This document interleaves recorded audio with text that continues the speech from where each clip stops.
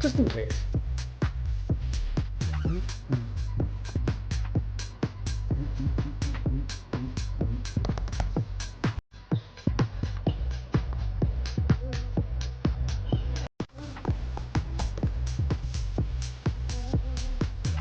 No!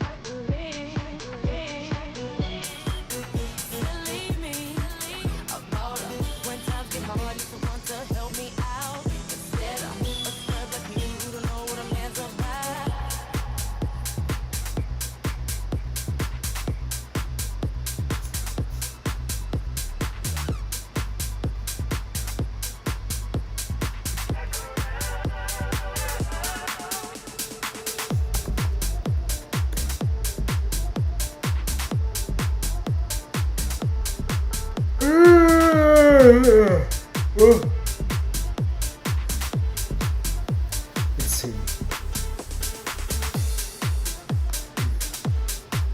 One thing that really gets me these days is this comment. I see it all over YouTube. Hurt people, hurt people. And I hear it a lot as well. And this is just a kick in the teeth for me. It is a kick in the teeth. It is completely invalidating to people that have actually been victims of something, especially when younger, and have decided not to continue the cycle of abuse, of hate, of whatever. Because, okay, YouTube has this rule where it's like, you can't swear within 30 seconds of the first video, so... Okay, so it's past a minute now. Okay, and it's just fucking bullshit, okay? That's what it is. Hurt people don't fucking hurt people. Pieces of shit hurt people. Okay? Narcissists hurt people. Yeah, Psychopaths hurt people.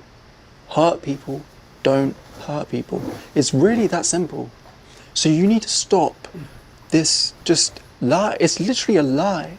And it's completely invalidating people's experiences.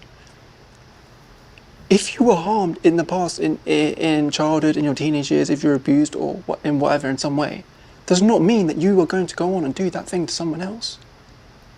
Does not mean if you were bullied, like I was, you know, I've had everything done to me. I was so bad. I feel that it's more like people with low self-esteem and insecurities, where to the point where their insecurities are so like freaking insane that that it when they feel threatened by anyone in any way, shape, or form, that it automatically produces anger in them. And the anger, the only way to express it is to actually hurt the other person. So I feel, well, from everything that I have experienced, is that people who have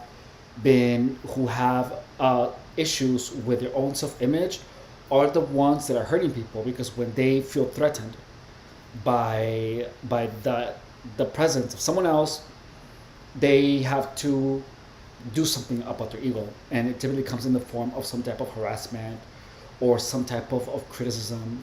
Please, do you see me doing it to anyone else? Do you see me doing it to anyone else? No. Do you? It's just, it's crazy how people try and justify bullies, justify, abusers by saying, oh, they're just damaged people. Are you serious? Are you actually serious Here's the right point, now? though. Like, hurt people typically don't go out hurting people. Like It's when have you just like gone out there and someone like ruined your day? Like, do you just like go out and just like take it out on people for no reason? Like if someone hurt you really bad, you're not gonna actively try to go out and hurt people. Like usually it just, that person just gets depressed or something happens or is trying to make sense of what's happening, and until they finally make terms with it, when they finally understand it. it's kind of twisted. It's kind of twisted. I'm sick of it. I'm actually sick of it. You cannot excuse people's behavior. A piece of work is a piece of work, and that's what it is. Stop trying to paint a picture and pretend it's all lovey-dovey. People are just, some things are black and white, and it's just, their actions are clear as day. Narcissists don't change, let me tell you that, and I know that for a fact. I learned that the hard way, okay? Some people just don't change, they don't want to change. Just because you were bullied, were harmed in your early years, in even now, like, does not mean that you are going to do that to someone else. Does not mean I'm being gangstalked. Do you think that I'm going to do that to someone else? I was bullied the hell out of. Do you think I'm going to do that to someone else? I was whatever. Do you think that I'm going to do that to someone else? Logically, it doesn't even make sense. If anything, you want to do the opposite of that. Yeah, totally. But yet you get these people, these NPCs, that just go, they're just damaged people. Oh, you know what? Hurt people.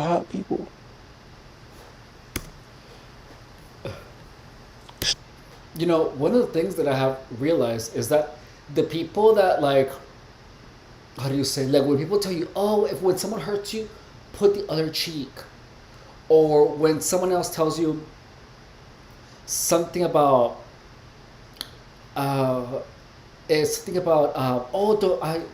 don't worry about hurting them back, because karma will get them, life will get back at them. Like, I feel like all of those those sayings, like, hurt people, those are for, like, I feel like there's like a conspiracy. Look, hear me on this. Like, there's a conspiracy where all of these like people that are a-holes condition people that get hurt to not to retaliate against the people that actually are taking action to hurt others. It's like people are typically, like, I feel that a lot of the people around me told me these things for the purpose of conditioning me to not retaliate against someone who had it deserved. So, like, honestly, it just feels like these things have been told to me, like, hurt people. So from people that I have noticed that have narcissistic tendencies or that are manipulative. Like if someone hurts you and someone tells you, oh, don't do anything about it because karma will get to them. It's almost like the friend telling you that is like protecting the person that just hurt you. But without you knowing. Shut up. Just shut up. These kind of people are just a waste to talk to. They don't even know what they're talking about. They're just parroting what they heard on some psychology textbook or something. They have no idea what they're talking about. It's totally disheartening, totally invalidating to people's experience, to my experience. I remember I told a friend of mine, this was before I knew what gangstalking was. I was just saying how every time I go out, like a bar or restaurant or a club. Let's see. So Savannah Nova says, I feel like people are projecting unhealed trauma to me on me that I had nothing, absolutely nothing to do with. That people are projecting unhealed trauma. It's they're projecting like a trauma that they have. Yeah. So like for example, like if someone that's exactly it's another word, is exactly what I just said. But yeah, that's another way to put it. So like let's say like if I am traumatized by like if I feel fat, right? Let's say per se, and I feel traumatized about my weight because I was bullied about my weight, or I didn't feel adequate. So then when I see someone that is fit, I'm gonna feel envy, because I am super self conscious about my weight, which will lead me to produce anger, as because envy is such an ugly emotion, and when you feel it, and there's nothing you can do about it, you feel like you have to do something, so you get anger and resentment. So then like the resentment, you have to express it, and a lot of times people like it can just anger them so much they feel the need to express it somehow. And if they have like manipulative tendencies, or if they want to take it out on someone, like on you, they would be like, Savannah, you're too thin, you need to eat a burger. You know what I mean? Like with the intention of making you feel bad, or making you feel inadequate, even when there's absolutely nothing wrong with you. You know, it's something like, even though I had a lot of insecurities when I was younger. I was never tried to make anyone feel less. You know what I mean? Like, yeah, there were times when I was like jealous, and there were times where like when I was a lot younger, I spoke shizzle about someone that I envied inside of my head, but I never expressed it like that. What I did is that I learned to do something about it. Like I have learned to if I see someone that has something that I want, like I don't feel resentment towards the person. I go out and about and try to fix myself, because in the end it is me that doesn't feel enough for whatever reason. But that means that there's something that I'm not happy about myself with, that I need to work with. And that's just simply the reality. That's the best way. That's the best approach. Because if just hating on the other person is not going to solve anything, on the contrary, it's going to just blind me from thinking about something to do to fix it. So Savannah's saying, "Oh my God, I've heard that so many times." It makes sense though. Like it's true. It's just how it is. And but there's people that simply have that type of personality, where what they do is just they shizzle on others, because of they just want to make someone feel inadequate because they feel like it for no apparent reason, which is even crazier. Club, I'll be followed by like But yeah, big, thank you like for your super comment. intimidating, like Eastern kind of thug, or like Stasi thug.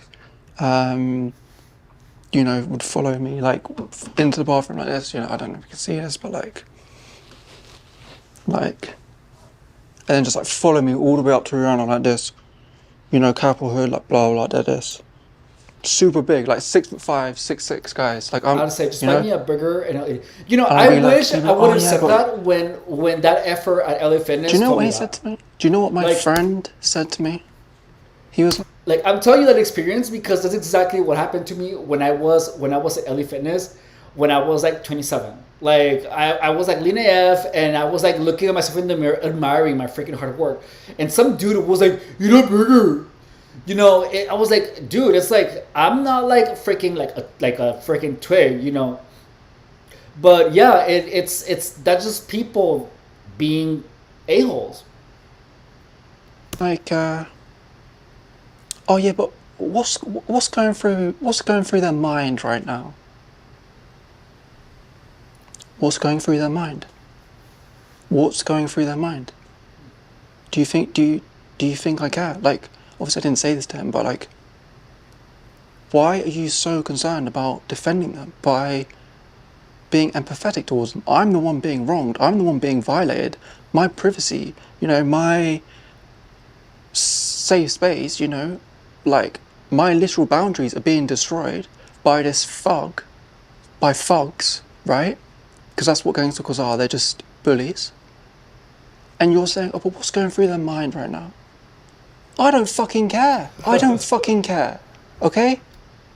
It is so this everything in society is just so backwards that you have to almost like justify. Like you almost have to justify their behavior. Like they're just the workaround, the mental hurdles that they have to come to. It's like this is why you just can't trust people.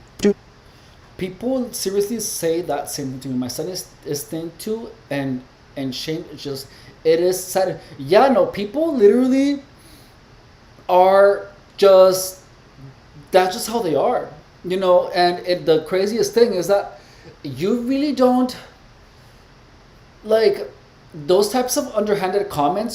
They can come from anyone, and they sometimes come from people that are close to you, and they just do it like a side comment.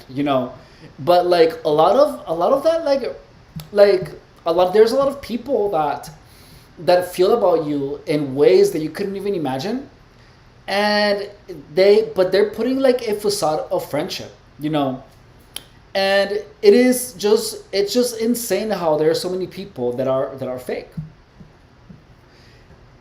And that's the thing, is that like sometimes you just simply like, you find who they are whenever you are facing some type of hard situation, because you actually experience that, you look at their face and they like have like a little smirk, or something that tells you that they're somehow enjoying what's happening to you.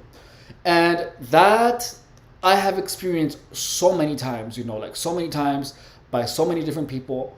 And it's crazy. It's crazy. So I'm sorry about your son. I'm sorry that that's happening to your son. um and whoever is shaming your son, like, just tell him to stay away from those people, and don't even like interact with those people, because there's nothing good that is gonna come out of someone who is trying to criticize you for being too thin, when there is nothing wrong with you. That is just simply how you're built. Like, that's rude as hell. I'm sorry that you're experiencing, your son is Do not experiencing that. trust people at all. Just trust yourself. And like, if you're a targeted individual, only trust other targeted individuals. Because people just take my advice. Because I tried, I really did. People are just mostly just a waste of breath, for the most part. Even your friends, even your so-called friends, they're a waste of breath. Okay. You just just the fact that like, but anyway, let's move past it. But people will excuse other people's behaviour if it makes them feel uncomfortable. That's really what it boils down to. People will listen to the behavior. They just can't look at the cold, hard facts that some people are just scumbags. And when I say some people, I mean most people walking this, not most people, but a lot of people on the streets today are just scumbags. That's true. In our lives are just scumbags. Like, there's a lot of people on the streets that like it that way, because they're, even though like life like on the street is hard for them, it's easier to be on the street rather than trying to have responsibilities, and it's like, and it's just insane. It's like how some people are actually a lot more comfortable living on the streets. There's no excusing their behaviour. And they make the conscious decision to continue that abuse, to continue the hate, to continue the anger. So how long have Every you been single targeted? day, every single... I have been targeted for 8 years. 8 freaking years. And it it took me down the craziest of paths that I could have possibly imagined. Like it it is such an impossibility. It is something that you wouldn't, that even though like you keep living it and experiencing it for so long, the fact that it's so impossible, like it doesn't square up in your mind for the longest. Like your mind doesn't accept it even though you're living it. And what this does is that you pretty much just keep doing the same thing because your mind doesn't allow you to accept what's happening to you. Like doesn't the fact of doesn't the mere concept, look, like let's say that, like for example, one of the videos I told you that there was an actual intent where people around me would be saying things about intimacy, with the intent of having me engage in getting in those apps, like in the hookup apps like Grinder. So then, when I would be there, I would try to meet people, and the people that I would meet would happen to be gang stalkers. Like that just sounds like it makes no sense. You know what I mean? Like there is no possibility, that no logical possibility of a group of people trying to actively steer me into destroying myself. Like that in itself just sounds impossible. And you keep taking actions that have led you in a particular path, such as hanging out with the people that that have behaved in a weird manner. That, okay, this is coming out so wrong. Hang on. Let me try to explain it to you. Okay.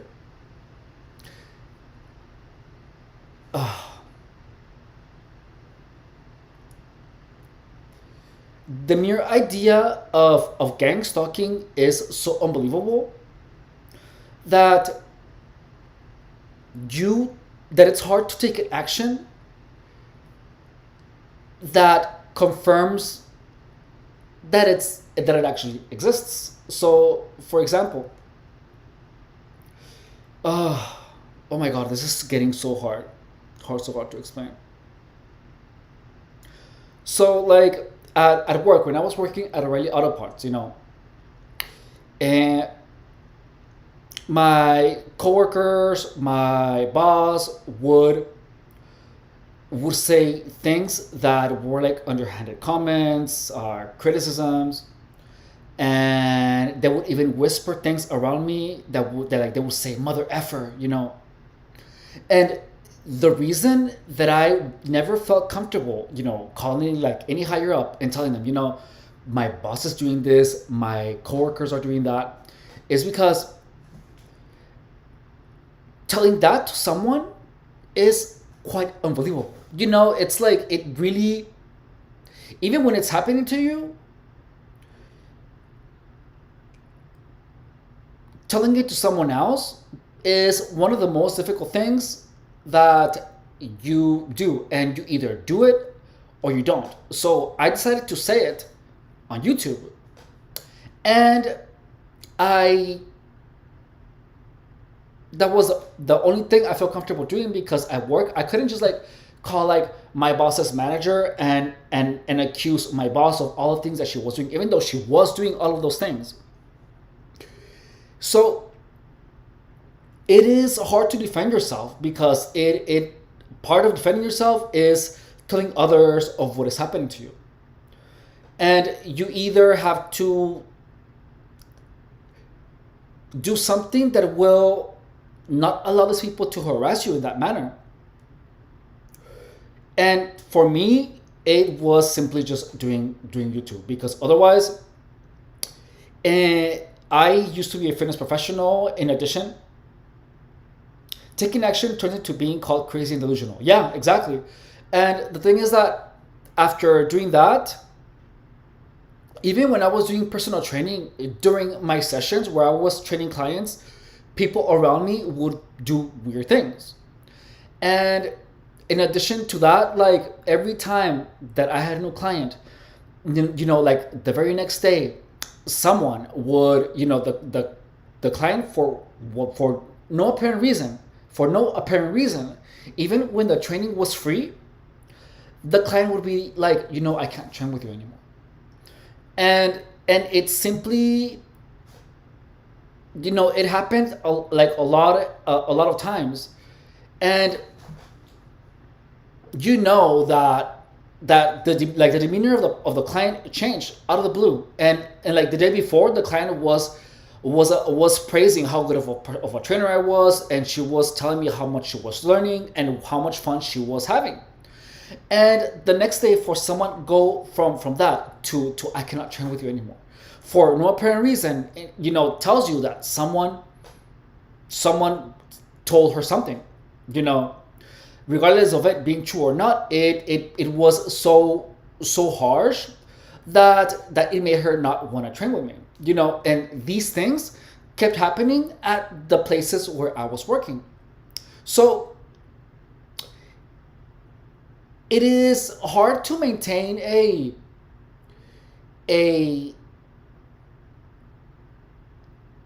how do you say, a stoic presence and character when there are all of these people around you doing weird things, or like they're like layering you down, or just doing things to make you like if something weird is happening around you, if people are doing weird things, you're gonna be like, what the hell? And you're gonna be like, you are off. You're gonna appear like you're off, And so much of this happens that you start even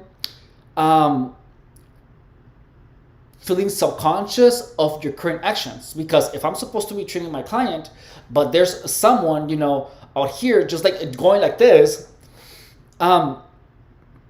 and whenever I turn that way, they simply like pretend that they're stretching. Like, those things happen, and your natural reactions are pretty much being used against you as a way of making you appear crazy. And yeah, like when you try to take action for something that the person did, you get called crazy. You do get called crazy. You get called delusional, and there's really not much you can do about it. There really isn't. So, like, the only thing I can do is say everything, And the thing about doing things on here is that people are going to call you delusional or crazy, regardless of what you do. Even if you're talking about topics that are as sane and coherent, people are going to call you crazy. It's the internet. So I felt like it would be easier to speak of these subjects on YouTube, because people were gonna call you crazy or whatever. I mean, there's people that claim much crazier things on here. So yeah, it's been 8 years, and finally, the only reason that I am actually able to stay out of it and to stay clear of it is because I finally understood what it entailed. I was just curious what you do to combat gang stalking, workplace mobbing, which is what you're talking about, and all of the other tactics of targeted individual. I was just curious about what you do to. So look, gang stalking pretty much uses. How do you say? Look, what it does is that it takes your attention away from your own future. So like if you like, for me, gang stalking took my attention away from what I wanted to do in my life, to the point where I was only focused on gang stalking. And once you're focused on gang stalking, your dreams, your goals, they take a place in the back burner. You're not trying to evolve as a human being anymore.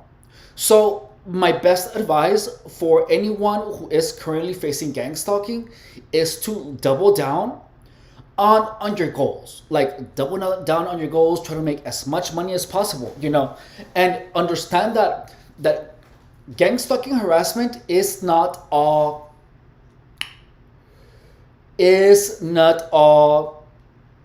how do you say, unbelievable.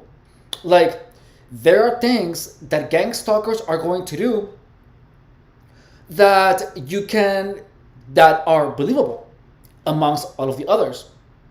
So every time that something happens that you can actually report it, or you can actually do something about, like if you are having problems with your coworkers. Let's see, have you heard of Matrix Decoded? I've enjoyed his content. I haven't heard of his content.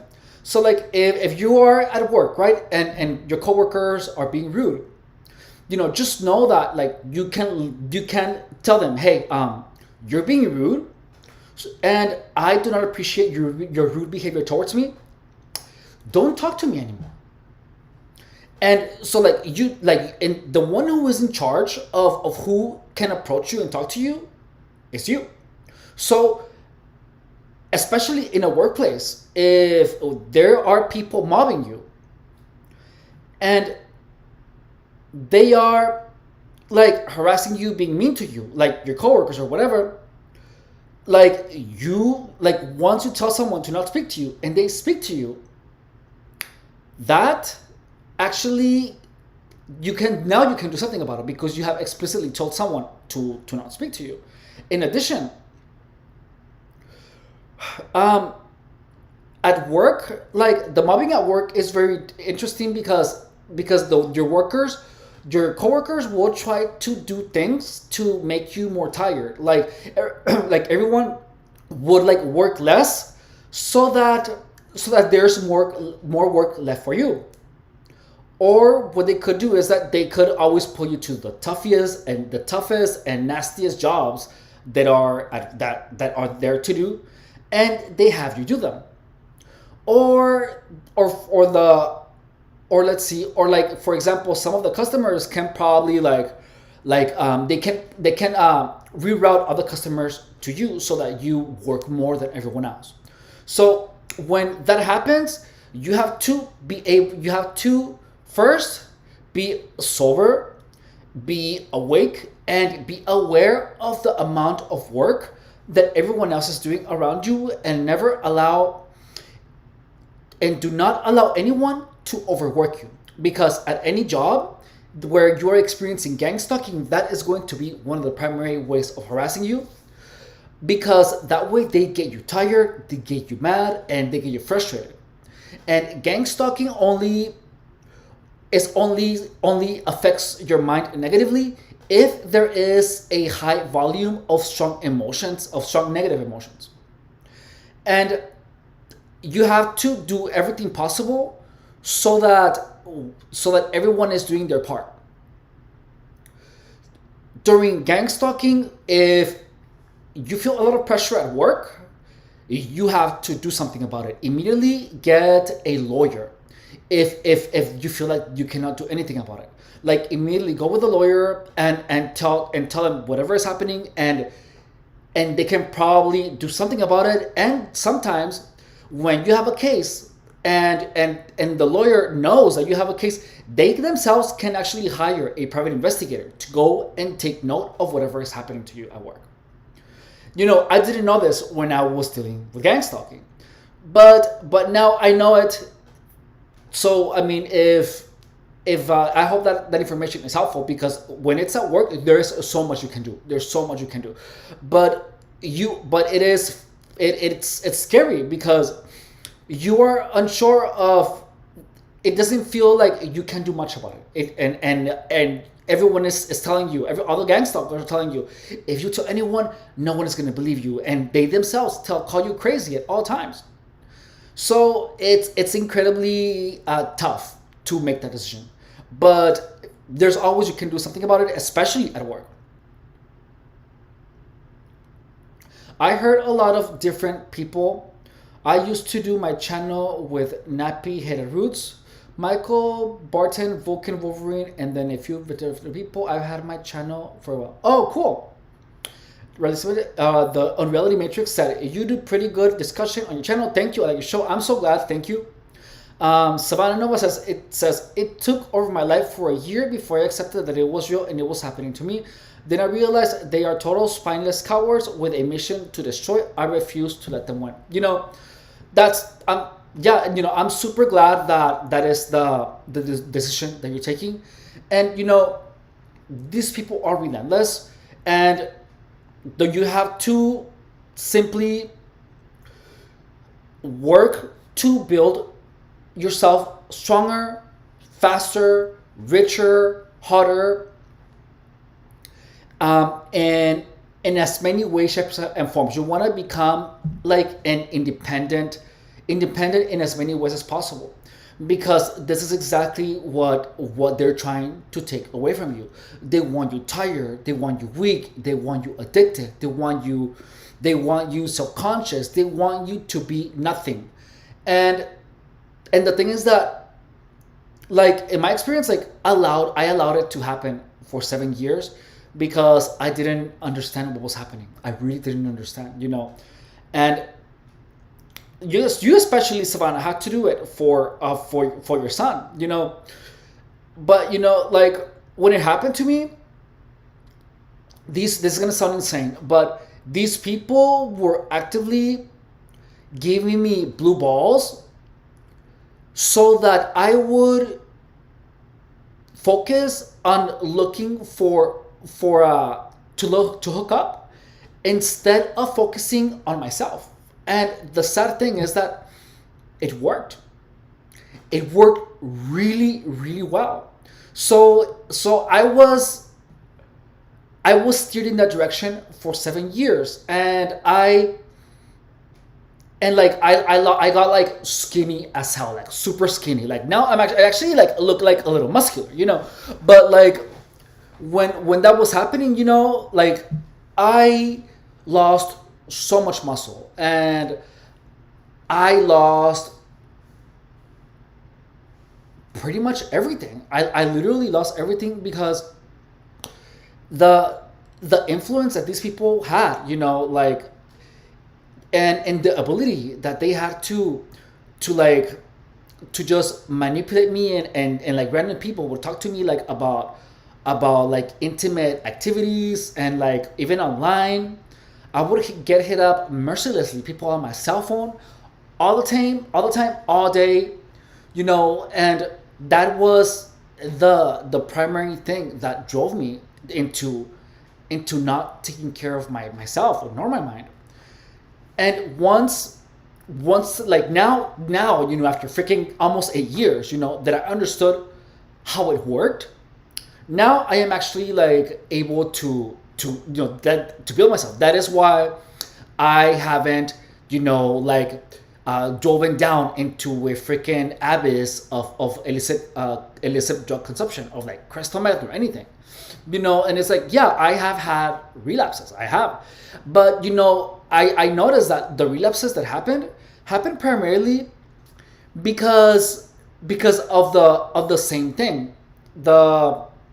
These same people actively trying to push me into engaging with these people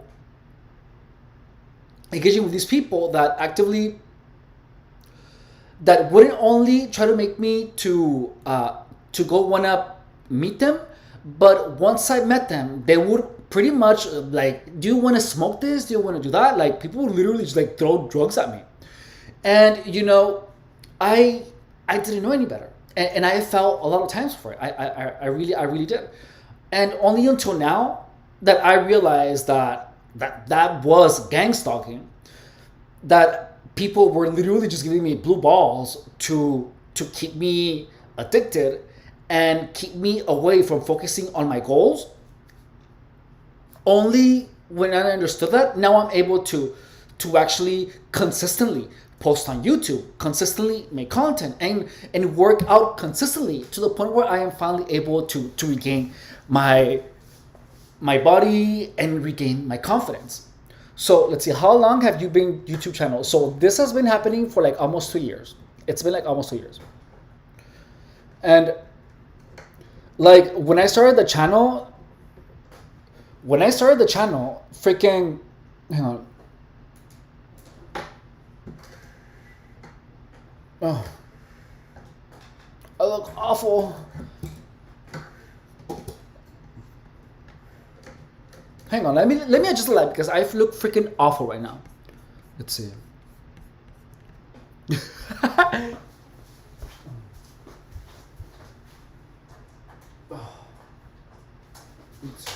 Maybe that's better.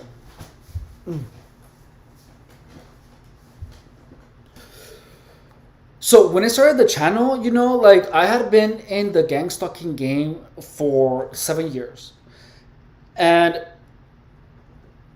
so like now it's been like, so I have practically been doing YouTube for 2. Okay, this is better. And like in the beginning, like I was so distraught, like my face was completely different, and like I wasn't really out of shape, but I wasn't like how I am now, but it was, but I was not confident at all. Like I wasn't confident. So like my first like couple hundred videos, it was simply myself with an emoji. Let's see.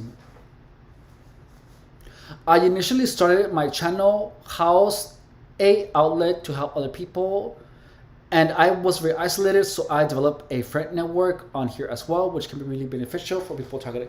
YouTube has been for me one of the best things that I have done, because when you're getting targeted, it is really hard to you're experiencing things, and you don't feel like you can share your experiences with anyone, because the experiences are so unbelievable, and that you wouldn't be understood by a lot of people. Like if you would tell someone, like they would like immediately categorize you as crazy or whatever. And when you're doing YouTube and you're doing the YouTube content and talking about it, the best thing is that you express everything that you are doing, that is happening to you, to the extent where you are able to organize your thoughts, and you are able to make better decisions with what is happening to you. Like YouTube has honestly been like the best help, because it is really therapeutic to sit down and talk to the camera. It really is. It really, especially about gang stalking, because you have no one to talk to about that.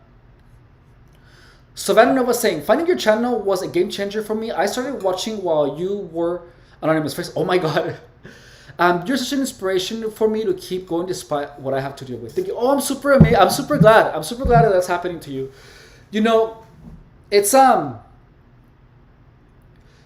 It's you pretty much. We have been facing the same things together. And I'm really. I wish I would have started the YouTube channel right when gang stalking was at its peak, because it would have been significantly it would have been more known now, like the entire concept of gang stalking.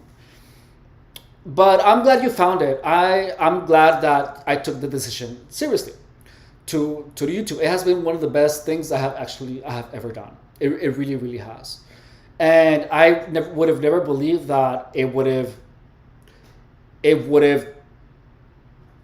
actually, it would have helped so many people.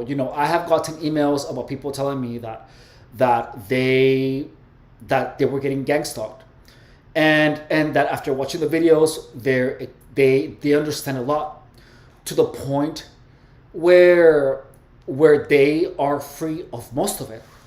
There were people that have contacted me who believed that they were actually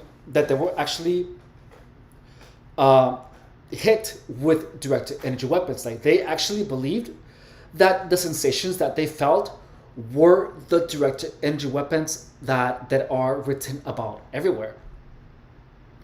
And they came across the messages, the videos where I explained, well, no, it's that gang stalking causes your nervous system to develop all of these weird sensations, and that is your mind Um, that is the effect of gang stalking. That is what gang stalking does to your mind. When your mind is getting destroyed, your mind starts doing things like that. And they said that thanks to the videos, they finally understand it and they feel free. That is freaking awesome. Like, I just cannot believe that there was such a thing that actually exists. Like, who in their right mind would ever believe? Hang on. Gang stalking is so powerful that people can be convinced that the government is after them and that they are being harassed with some type of directed energy weapon. Gang stalking literally makes people crazy because it is so unbelievable, and the manipulation and the psychological conditioning is so powerful that people can be made to believe pretty much anything.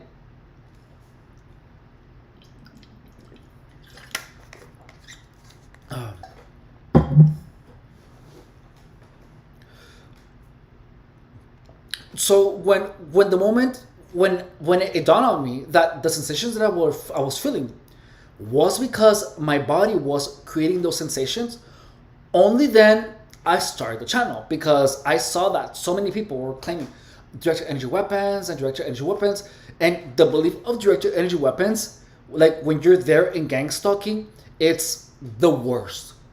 It is the worst because like you're just here, right? But your mind is creating weird sensations, and you feel that there is someone somehow creating them out to your body. You feel that like a freaking electricity pole is creating them. So you feel like you are attacked constantly and consistently. You feel trapped, and you don't feel like there is any hope. You literally feel hopeless because you have no control over it. And once and once you know that it is just something weird that gang stalking does to you, then you feel free. It was such a relief when I understood that. So that was enough for me to be like, okay, I need to put this on YouTube. Like, more people have to know. So because of what I personally go through every day, every night, I am sorry. The unreality that you're going through. I'm super sorry.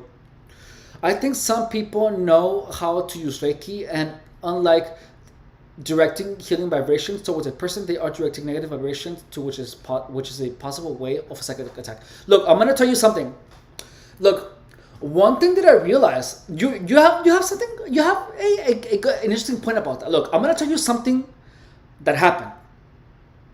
So look, during my gang stalking, during a hookup, this is gonna be a little explicit. So I was like working myself to have an erection, and when the person noticed my erection, the person began pressing on a part of my body. They literally just added pressure, and the pressure, like, it took my focus from my thing, and I focused on the pressure. So look, this happened several times, but when you are trying to to get an erection, you almost, this will almost go unnoticed, but it has an actual effect on your donker. And the funny thing is that after that, like, the next time where I would get another resurrection, I would feel pressure when my D would start getting erect. Like, I would feel like someone touched me here. So there was something about that. There is something about that. There really, really is. And that's just like, I haven't tried to do that to myself. I haven't, because I had the idea of trying that right now. Like, I'm actually gonna try to do that next time, and then I'm gonna keep you guys updated. But they do something to your body where they touch you, like in a place or whatever, or like whenever you feel like an emotion, they do like a loud sound or say or yell a word whenever they make you angry or distressed. And some your nervous system does something that, like, if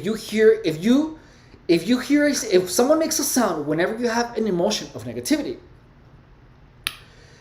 there's going to be a point where whenever you hear the sound, big you or your body is going to automatically produce the same emotion.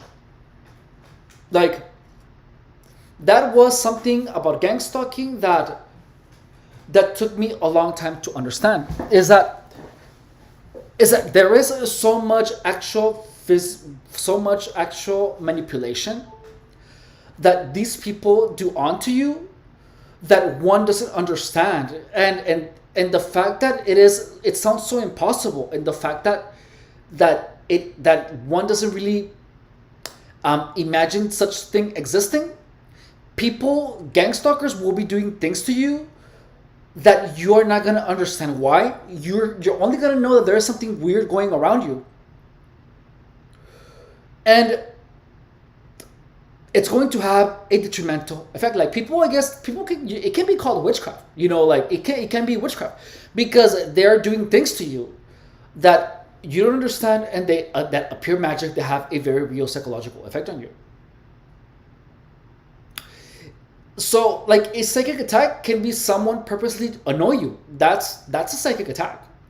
It is actively doing something that will evoke on you to feel a negative emotion. You know, gang stalkers and manipulators talk to you not to communicate, but to work you somehow, to make you feel something that will change your actions. For example, what Savannah and I were talking about earlier, that, like, someone was calling her son, who is perfectly normal, skinny, to mock him. You know, like, the only reason that anyone would say something like that, and when it's uncalled for, like, with no other possible, like, intention, or no other no other possibility other than to be rude, is because they want to feel like they are in control of the other person. So they want to feel the person feel self-conscious. They want to create discomfort in the mind of the other person. So they use their words to manipulate the person to feel a particular emotion. They are like spells. Like, it's literally manipulation. It can be called a psychic attack, psychological attack. So gang stalking is a lot of that, a lot of that.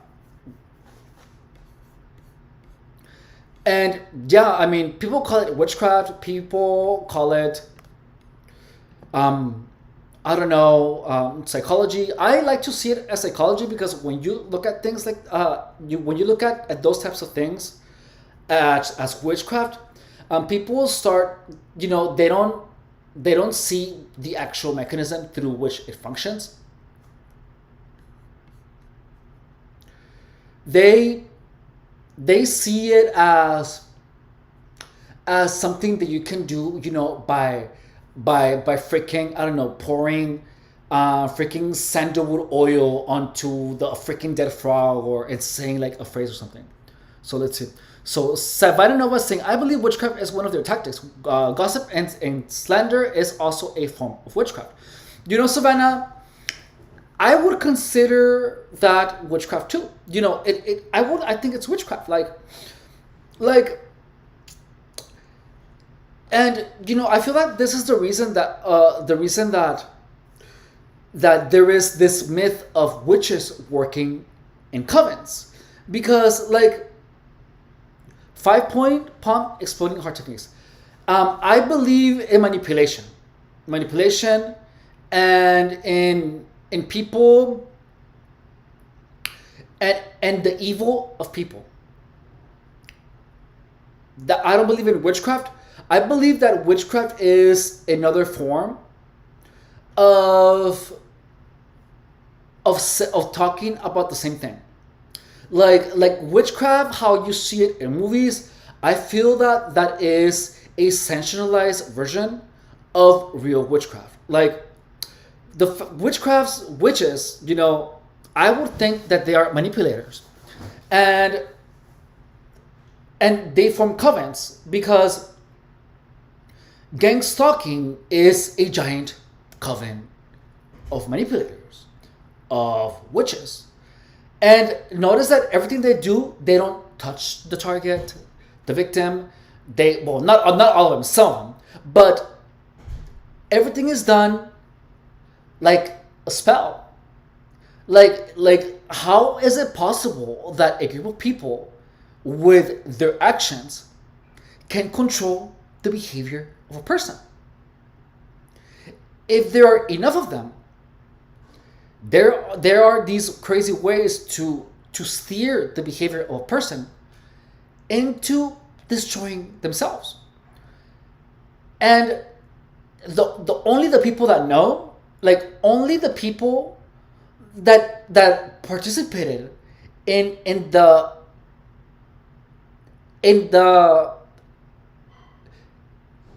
that took part in the actions that were done to make the person destroy themselves, only they know that it was that they did that. However, to the rest of the world, it is going to appear that the other person just simply didn't stop making bad decisions. And I think that's freaking insane. It's frightening. It really is. Let's see what energy. Yeah, it's energy manipulation. Yeah. So look, it is just, it's unbelievable, but it's real. It's really real. And the fact that it is so unbelievable is why I feel obligated. Like obligated by, I feel an obligation to everyone to actually make sure that my, how do you say, now I cannot be out and about engaging in self-destructive behavior or being a drug addict or anything that would compromise the weight that my testimony has. Because if I would go and allow anyone or anything, to, or if I would engage in any type of behavior that would compromise the vulnerability of my testimony, I would be doing a disservice to everyone. Because this is not only about me anymore. This is actually about you guys. It is about making sure that we all that are experiencing it actually, that we don't feel like we are simply having a shared delusion. The moment that any of, like, how do you say, engaging in anything that could compromise the reputation that I have built with you guys for the past 2 years, that would just simply be playing in the hands of the gang stalkers. And look, let me tell you, gang stalkers did have, gang stalkers have been trying. Gang stalkers have actually been trying to steer me back into that direction. I logged into those apps and I was getting hit up by all of these people that were doing all of these things, and I fell for it.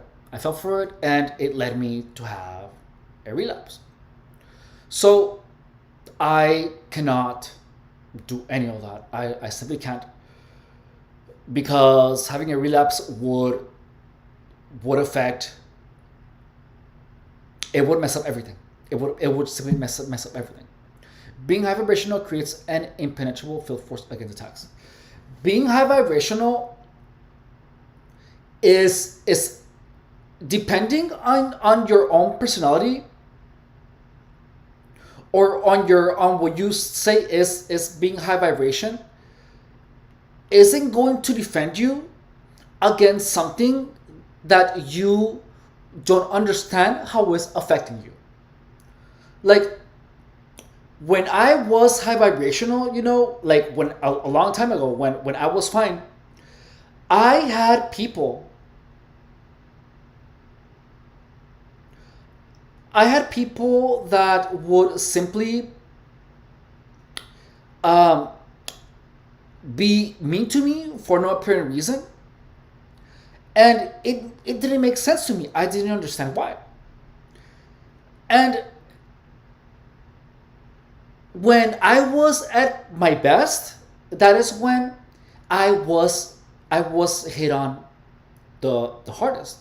So look, as long as you always, as you don't do anything that would impact you negatively. So like honestly, like say no to drugs.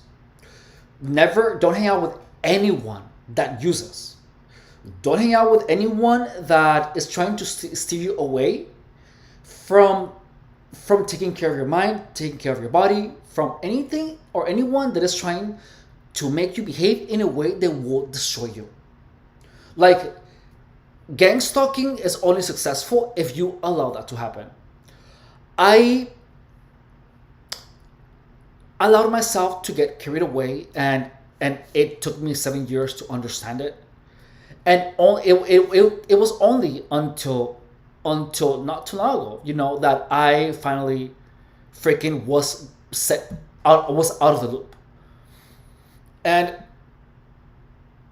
like when your parents told you don't when people tell you don't use drugs, or take care of your body, don't skimp on eating, or anything along those lines, like there was a reason.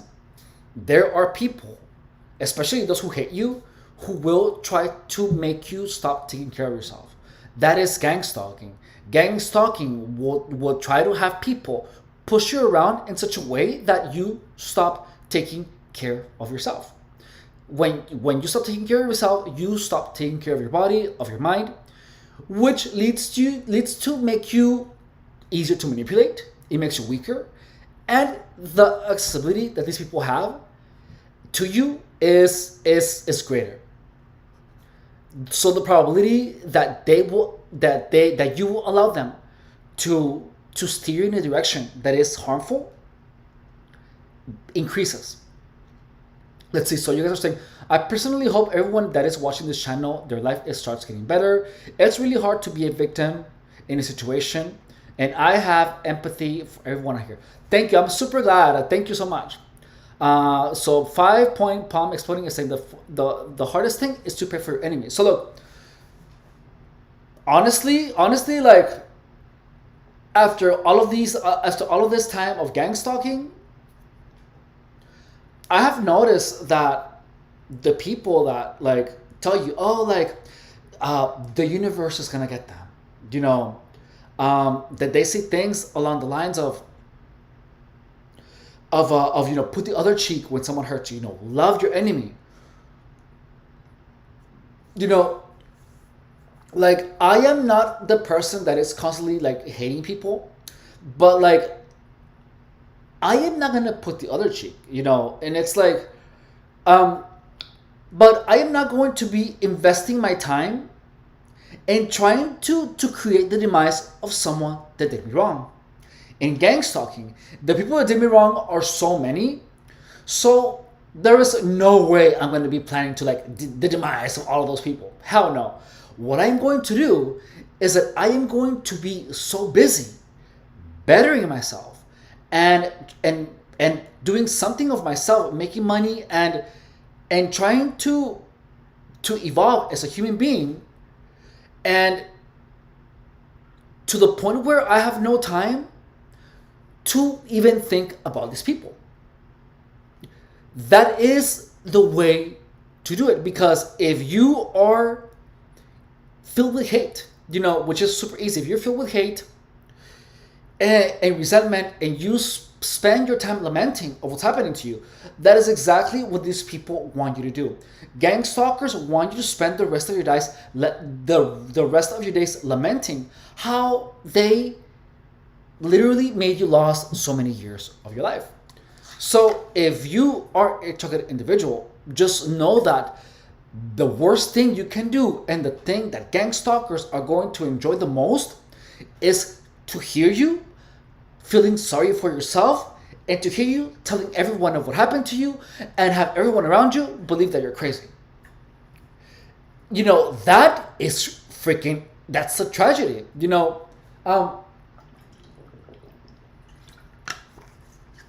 And on top of that, still be unable to understand what happened to you, so that you still keep falling in the same traps. Like, the only way to beat gang stalking, like for real, is to actively steer clear in any way, shape, or form of anyone that has ever participated. Like, anyone that harassed you, don't ever, ever, ever speak to them again. Don't. Just freaking don't. You are gonna regret it if you do. Not only will they try to get to stop you caring about yourself, they will poison your food of all sorts. So look, these people,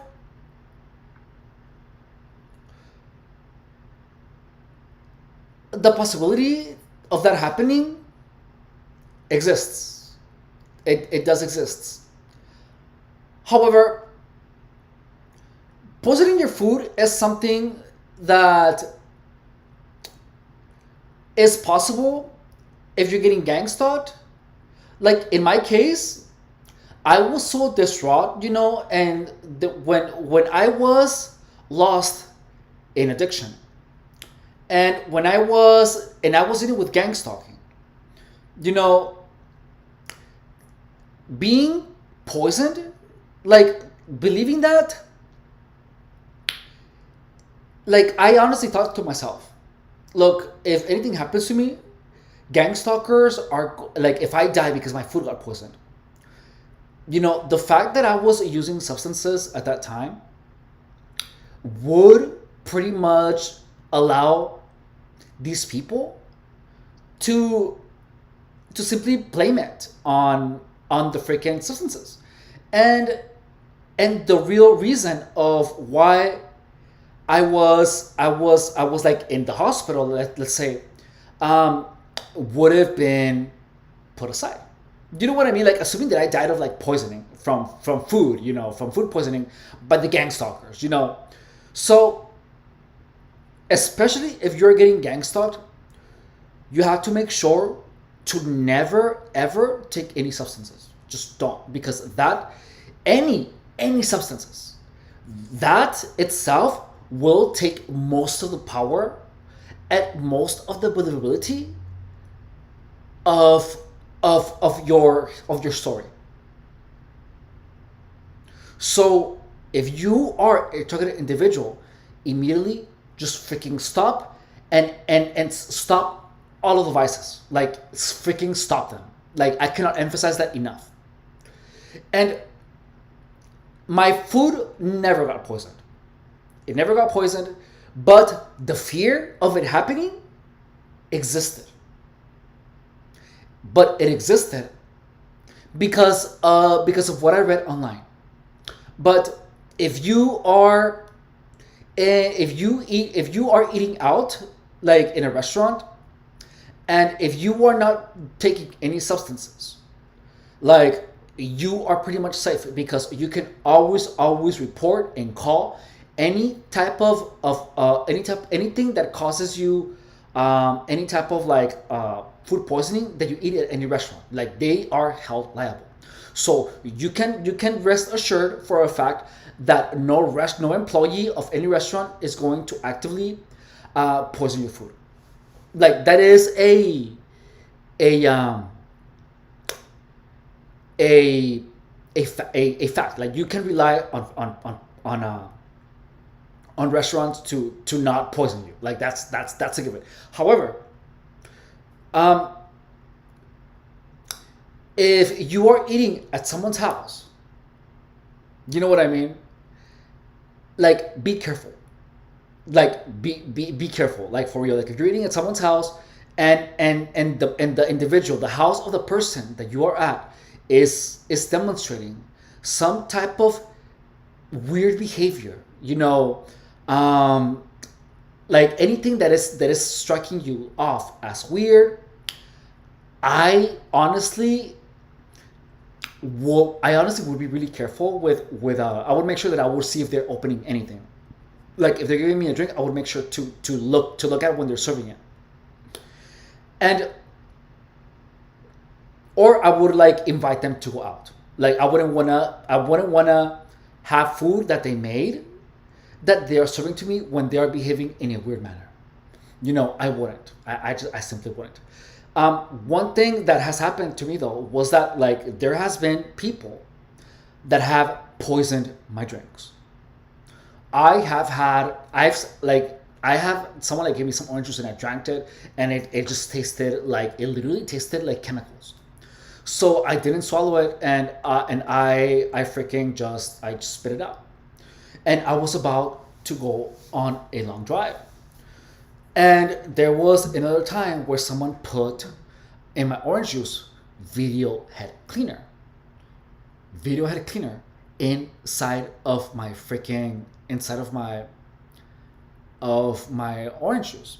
You know, and um just know that if you are targeted, be incredibly watchful of the things of well don't take any drinks from people that are making you uncomfortable. Like if anyone is making you uncomfortable, like if you're getting targeted and someone is doing things that are causing you distress, or that are causing you to be uncomfortable, they're like whispering things around you, making weird noises, or trying to like freak you out by trying to make you paranoid. Like as soon as someone is trying to do that, believe your senses and leave. Just leave or kick them out. And tell that person to not speak to you again, and keep it at that. Because any person that is participating in gang stalking is going to use any type of opportunity that they have to mess with you. And they will see an opportunity to mess with you, and they will take it. These people will do things such as move your phone around, try to say things to confuse you, talk relentlessly without ever trying to actually have a conversation. But they're going to talk to you relentlessly only to make you want to say something. And whenever you say something, they're going to start interrupting you. Like these people will actively disrespect you.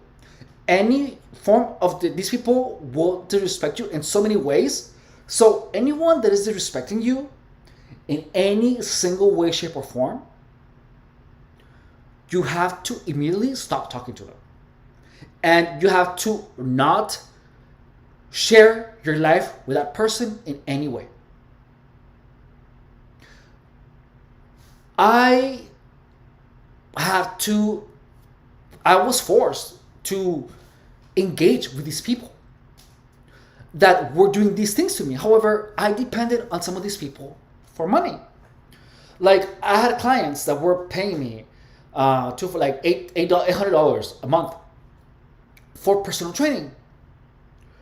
And these people that were paying me were doing things that were part of gang stalking.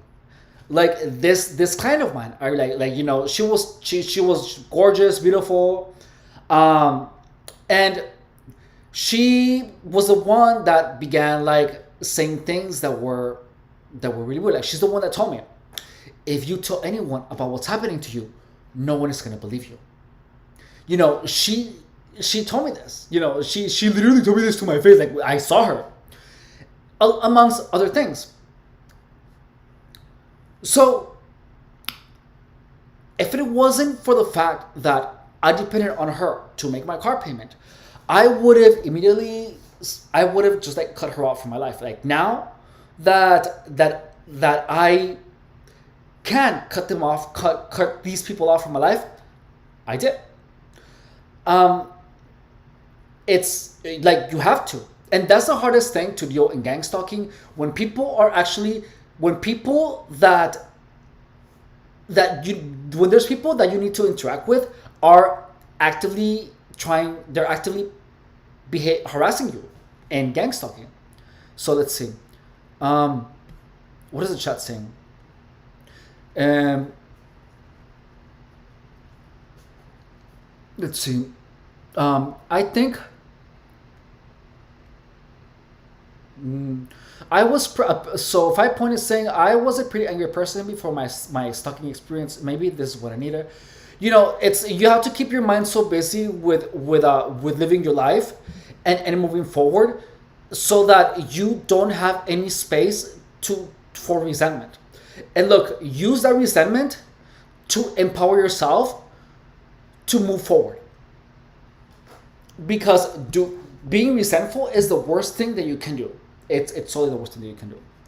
So the unreality is saying, I think a good tactic is just to keep yourself busy, so you don't think about the things that make you mad, such as jobs, hobby, or whatever. When you're at home, do the same, even if it's just watch. Yeah. So keeping your mind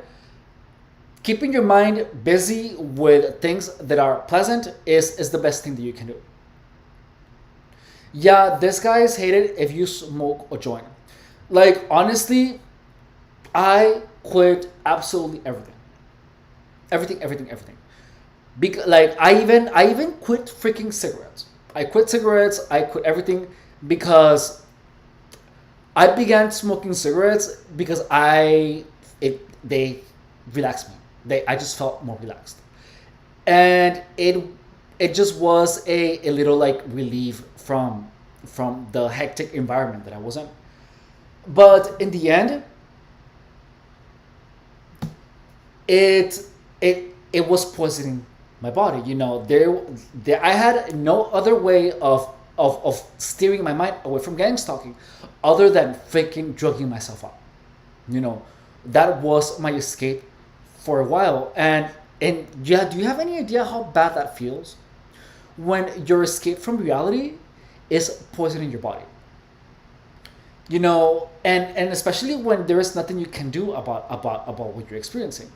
So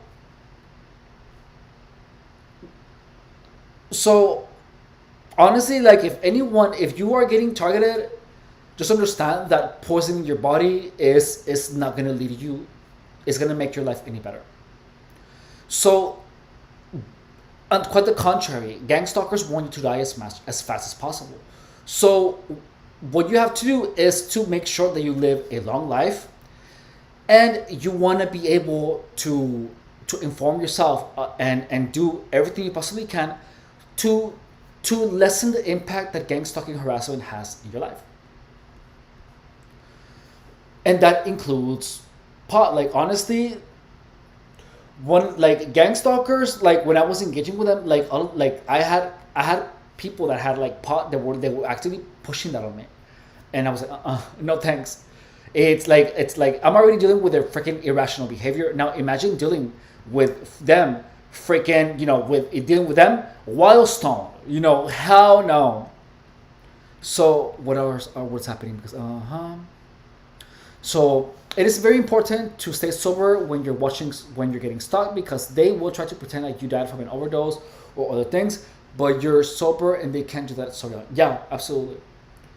Hey, Sondaria. Yeah, the thing is weird that you can't die on an overdose. They just want you to be like them, drinking beer the whole day. Yeah, energy vampires are worse. Absolutely, they totally are. And let's see. Yeah, I knew a lot of people like that. The unreality is saying, I am wondering if we were supposed to meet each other on here, not me and you, but like us is targets because they teach you about targeting. They give you all of the breadcrumbs, and a lot of the targets wind up making channels, and then we wind up having these communities. Yeah, the thing is that for some reason, all of the information about gang stalking is not actually, there's not enough clear information, because whenever anyone talks about gang stalking, we all talk about like the cars and the headlights, and the weird things, but never about the actual manipulation, about the actual harassment, and the way that these people mess with the victims of gang stalking. They never explain the things that are so unbelievable, because they are scared of being perceived like they're crazy. They are scared of being seen in a bad light. And look, for someone actually has to risk being perceived like that. Like, someone has to actually risk it. And because otherwise, if everyone is so scared of being perceived like a crazy person, no one is ever gonna tell the truth because of fear. And to be honest, I got to a point in gang stalking where I had nothing to lose. So, on the contrary, talking about it opened an opportunity for me to actually do something with all of the things, with all of the experience of gang stalking that I have. So, the information that will actually help people is not out there. It isn't. The only information about gang stalking that is out there is about the things that make targets appear schizophrenic, such as the headlights, and the hand signals and all of that stuff. But no one really talks about the actual manipulation or the harassment, where gang stalkers are trying to make you feel anger, or they're trying to sway your decisions into something that will impact you negatively. Okay, so we're gonna finish watching the video and let's see. Every single day I'm harassed, every single day I'm bullied. Do you see me doing that? Do you see me doing that? No. So just stop excusing poor behaviour. Like, set extremely high boundaries. Like, this guy, right from the get-go, his videos are right on the money. Hang on. So just stop excusing poor behaviour. Oh, so poor behavior from anyone, don't excuse it. Like understand that when anyone is behaving mean to you, and it's okay. Look. There were times where I have said things personally to someone that I cared about that was extremely rude, and I have never understood why I did that. But I did that one time. I did it one time, and I apologized. I didn't apologize directly. I apologized indirectly, but I wish I did. But aside from that, when a person for no reason comes to you and simply begins to harass you or insult you for no apparent reason, don't excuse that. Don't. Anyone that is around you that ever disrespects you, or that tries to make you feel bad or insufficient, take that as the only red flag that you needed. Because when anyone is actively trying to make you feel less, that already tells you that the good in themselves, the facade of goodness that they are showing you, is only that, a facade. But there is in them, there is hate in them towards you that they are not allowing you to see. So this means that this person actually has the capacity to be your friend while indirectly lowering your self-esteem underhandedly. So whenever someone criticizes you in a manner that is not constructive and that just makes you doubt yourself, while this person claims to be your friend, just know that these people, gang stalkers, manipulators, they that's what they do. They feel better about themselves by creating doubt in other people because they feel that they control you. And if you don't know about it, if you don't set a boundary or tell them to not speak to you, they will control you. These people actually do have control over your emotions, and you are allowing it. However, because you are not familiar with these tactics, you allow them to keep doing it. Other people that have some good resources too. What do you mean? Like, set so extremely dry. high boundaries. Forget about most people. Most people are worthless. They won't defend you. They won't help you. They don't care about you. During my gang stalking, not a lot of, like, most of the people that I knew, like, from all of the people that I knew, only a complete stranger told me these people are going to be doing, are going to be doing some sketchy things to you.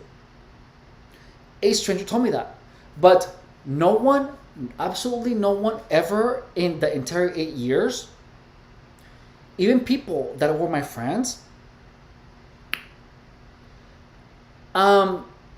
said anything to me of gang stalking or about it that would help me. Like, no one, like, even people that I had known for many years.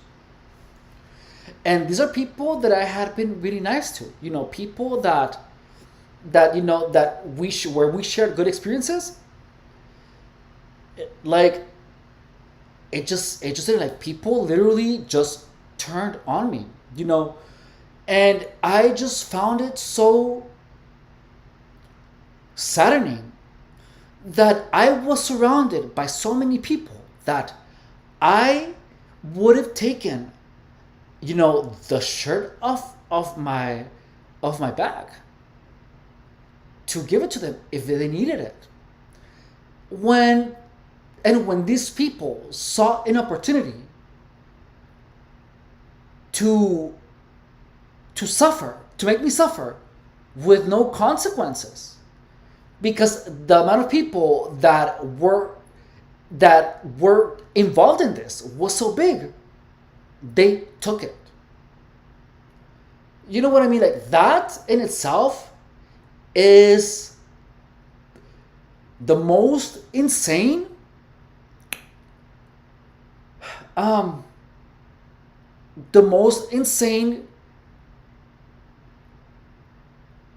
the most disappointing truth that I have ever experienced. Like, me, my entire life, I always assumed that people around you always wanted the best for you. And I lived my life that way. That's why I had no boundaries. And to find out that there are even more people that are the total opposite, like, that is heartbreaking.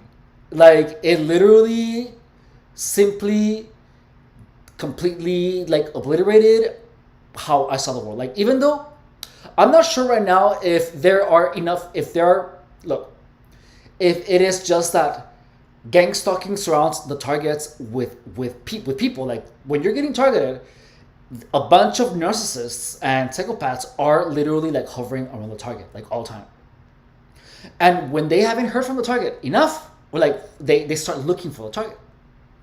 So I don't know if it is just that I have been surrounded by so many people that have this psychopathy, or that are gang stalkers for so long, that my perception of the world is warped, and I all I really um, see now is gang stalkers, But when I go out on the street, I see normal people. I see normal people. But the fact that so many people were immediately began taking the opportunity took the opportunity when it was there, that was so eye opening. And I wish I would have known this from the very beginning. Like, if you are a targeted individual, or there's people that will simply want your demise, even when you did absolutely nothing to deserve it. This, once you accept this, then you will understand a lot of gang stalking, and it's going to be easier for you to accept that someone that you have never met before, someone that shouldn't have any type of hate towards you, has, that person can possibly do things to F you. That is what keeps people in the loop of gang stalking, is that there are simply people that have no reason to try to they people that have no reason to create any type of psychological disturbance on you, like try to make you feel uneasy, or try to make you feel dumb, or try to offer you drugs, because for no apparent reason. Once you accept that there's people that can just hate you for being you, then you are halfway understanding most of gang stalking, because gang stalking is hate from people that you don't know. And when you understand that, it is going to be a lot easier for you to make the decision of telling someone to, under no circumstances, speak to you, or to kick someone out of your house, or leave someone's house. Because as long as you don't understand that these people exist, a lot of the behavior is not going to make sense. And but if you accept that people exist who simply will try to demoralize you, because they like to control people, they like to demoralize people because they want to feel like they're in control, then you're going to understand why someone that you don't know just called you a fat ass, or someone called you incompetent, even when you did nothing to deserve that insult, and when you don't know that person. It is once you understand that there's people that people like that exist, then a lot of the world is going to make sense. A lot of the world that didn't make sense, a lot of the behavior of people that didn't make sense before, is going to make sense now.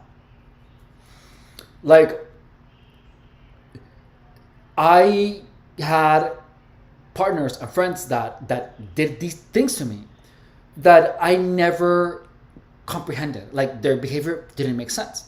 But now that I go back to those experiences, and with this new perception of the world, and with this new information and this new knowledge of people that actually say things just to demoralize you, or to make you appear like a liar or whatever. Once these things, I accepted this, a lot of my past makes sense. A lot of it. And once it makes sense, then then you can actually are more capable of dealing with the world. And okay, here we go. Is he As I gone? say, man, this came from a so-called friend of mine. But it's the same story. I could give you 20 more stories. But yeah, anyway, peace. Okay, so let's see what else this guy is chatting about. So let's see. Now that I use Monday service, AI So, makes solving tickets my form of meditation. I'm getting hungry. I still have Monday to have service dinner. is a ticketing platform that helps us manage and automate our So, entire service let's see. I operations think he with posted efficiency another and with no video code needed. IT, that- HR, ops, or any other department, everyone can that I haven't seen. Let's see.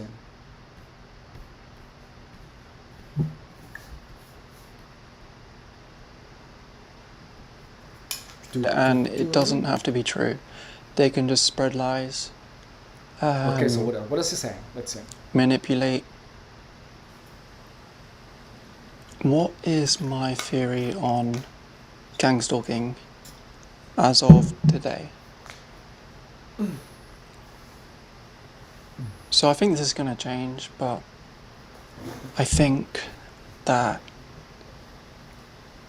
right now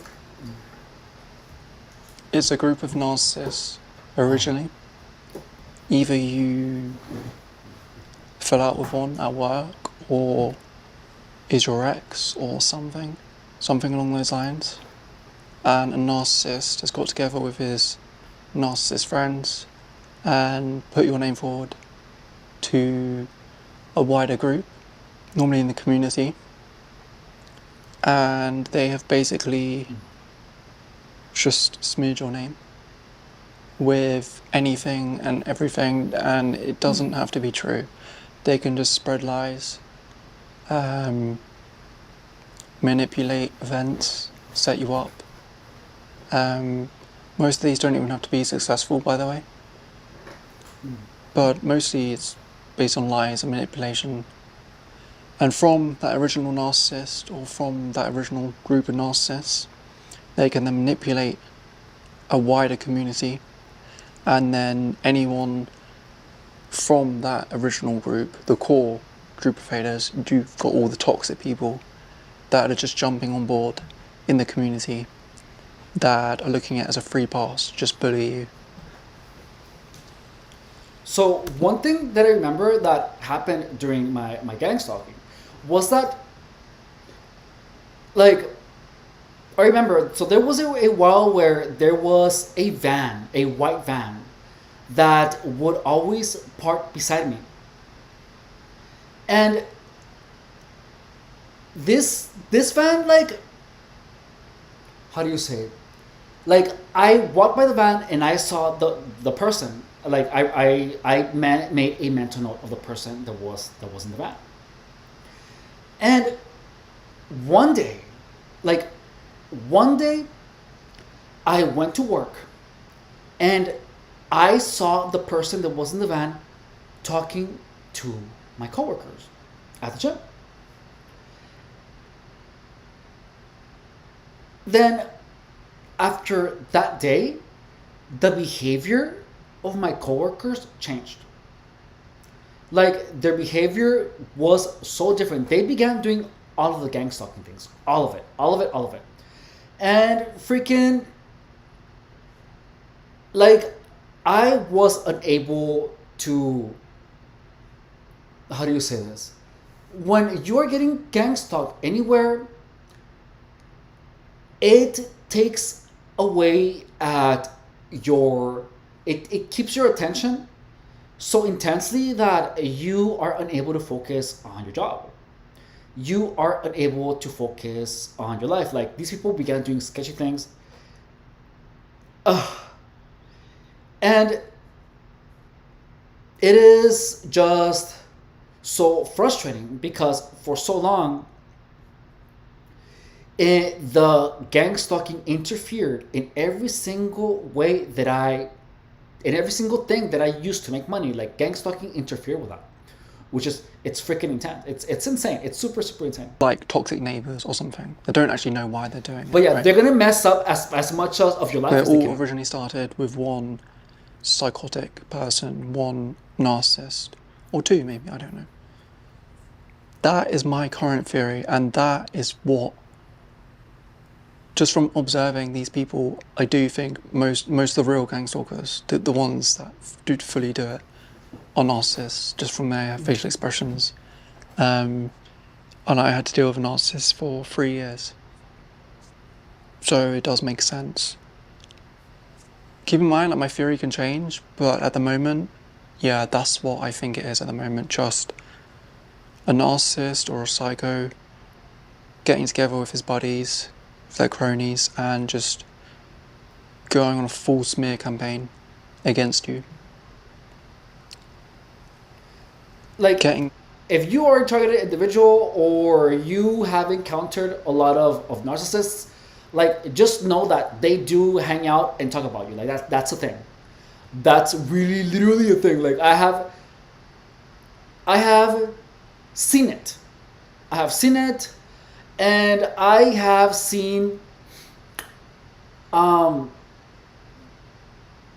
have seen I have seen people go where I was at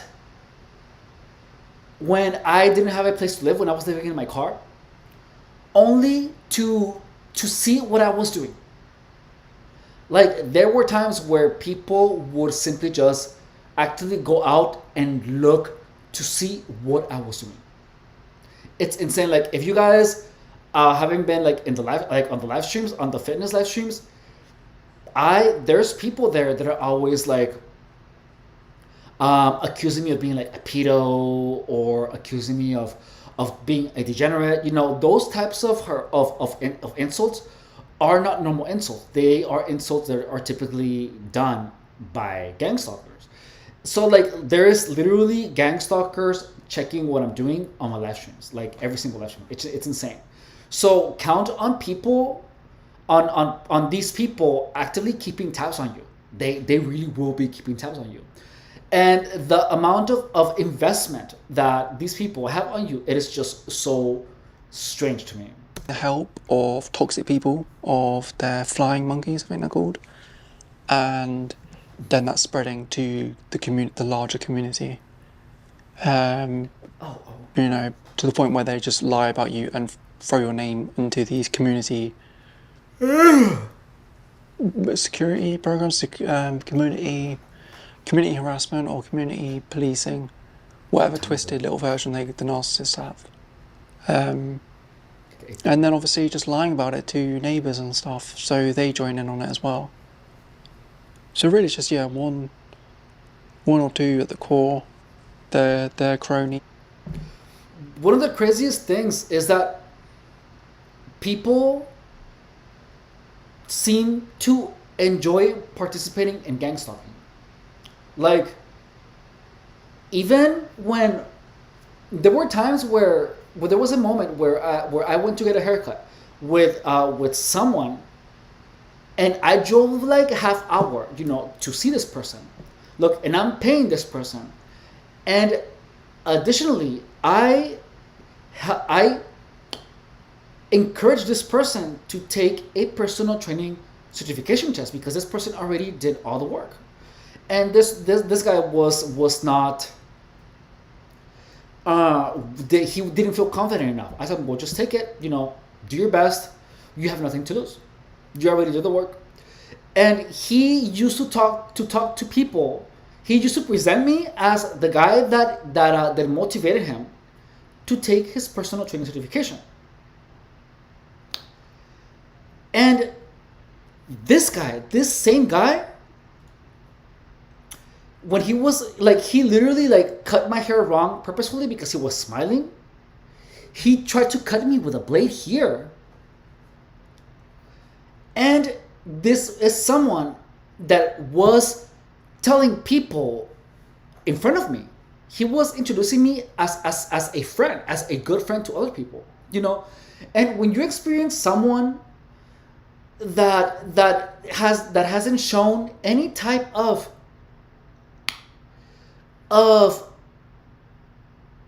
hate towards you, quite the contrary, the individual appears, he seems to be very fond of you in every single way, shape, or form. And all of a sudden, this person messes up your hair, tries to cut you, and then tries to make you feel stupid, for getting a service, and you are paying this person for the service, like that, and you can see the freaking joy in their face, when someone is actively trying to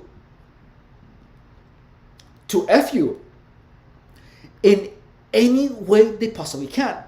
When this comes from someone who has been nothing but nice to you before, it is shocking. It is incredibly shocking. And what's worst, this person even tries to keep talking to you after it, like if nothing happened. Like, when you're getting targeted, that is the hardest thing to accept, is that there is going to be people that are going to do things to you only to claim it was an accident, only to claim that that I don't know, that you were seeing things, and they are going to somehow just keep denying. They're never going to take responsibility, because they know that by never apologizing for something that they did to you, and by claiming that it was a mistake, that they don't know what happened, when you are seeing their face express happiness while they're doing it, they know that there's still going to be a little bit of doubt in your mind. And if that doubt is big enough, and if the person is how do you say that? If the doubt is big enough, there is a probability that if they behave like if you believed what they told you, that you are going to still speak to them like if they did nothing wrong. The thing is that, look, I did that, and I kept talking to people that did things to me that they denied.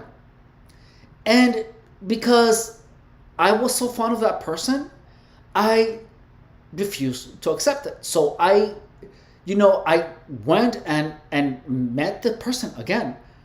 And guess what? They did the same thing. They effed me in another way. In gang stalking, that is going to keep happening with a lot of people. There's going to be people that are going to mess with you, to mess up your hair, to cut you and say it was an accident, to steal something from you, to try to make you feel confused. And the thing is that these people are going to keep doing these things to you for as long as you allow them. So if you are a target of gang stalking, you have to understand that people are going to be doing things to you, people that you care about. And these people are going to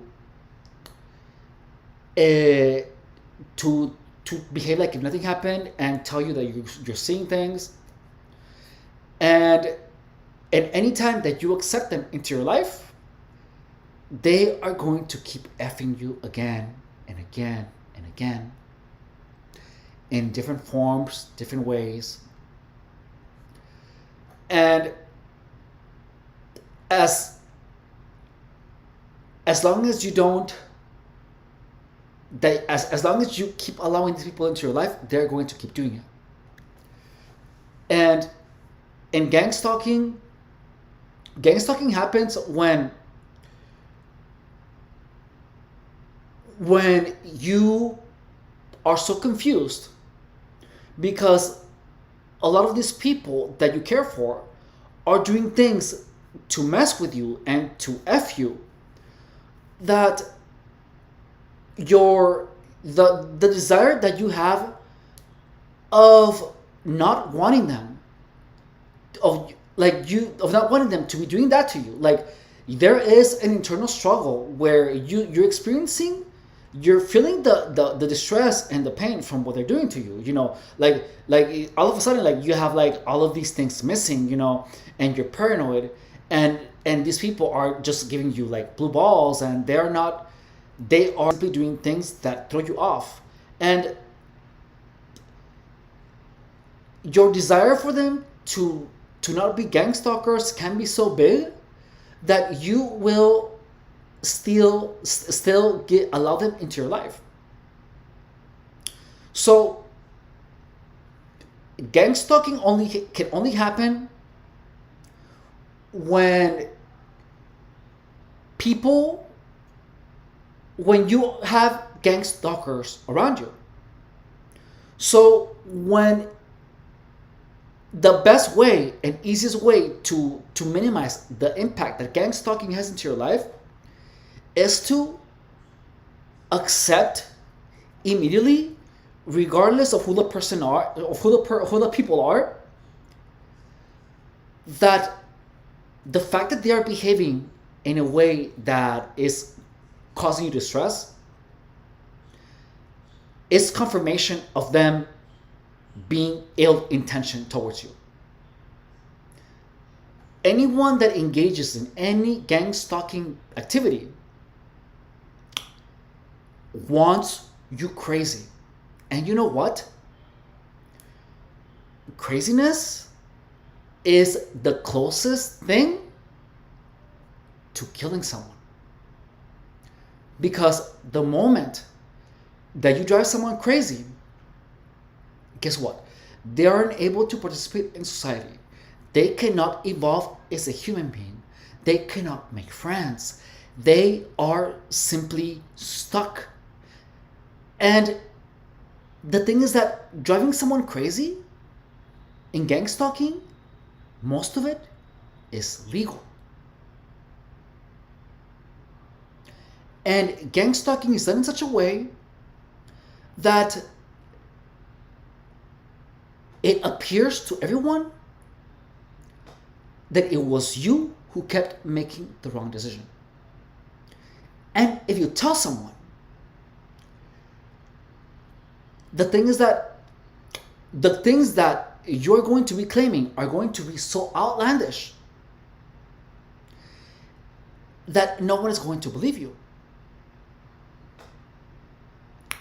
So you have to understand that anyone that is gang stalking you, in other words, wants you dead. Gang stalkers want you dead.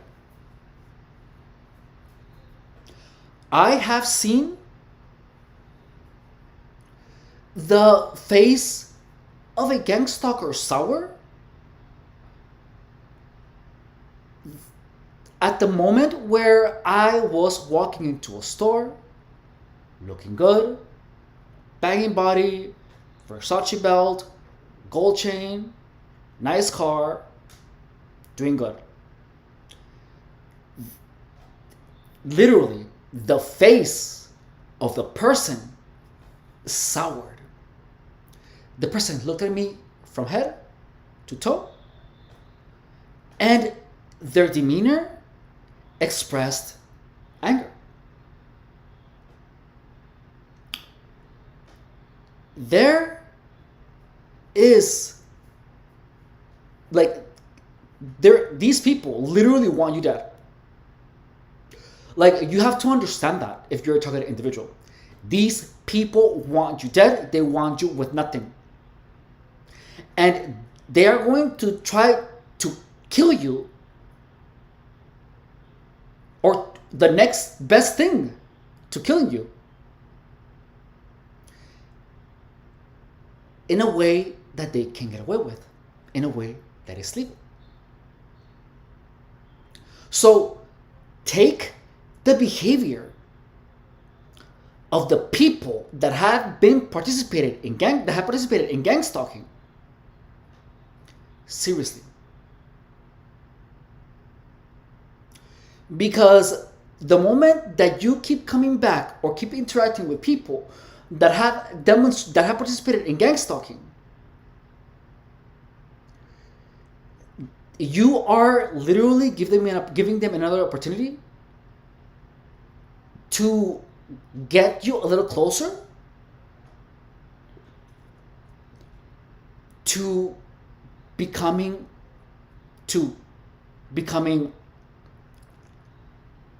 unable to participate in society.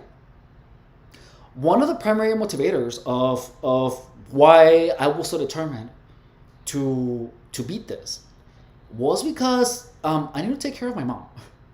You know what I mean? Like there is no way that a group of people are going to do things that are going to, how do you say, I'm not going to hurt my mom by allowing a group of people to freaking have me lost in addiction and vices, sex, whatever. There's no way I'm gonna ever lose my sanity, because the fact that I am all my mom has left is more than enough to not to not give up on gang stalking. From the very beginning of my gang stalking, I knew that I was gonna fail, that I was gonna freaking go through it. But look, I come from a sales background. Sales is all about numbers. If your closing percentage is, let's say, 10%, that means that out of every 10 tries, one of them is going to be a sale.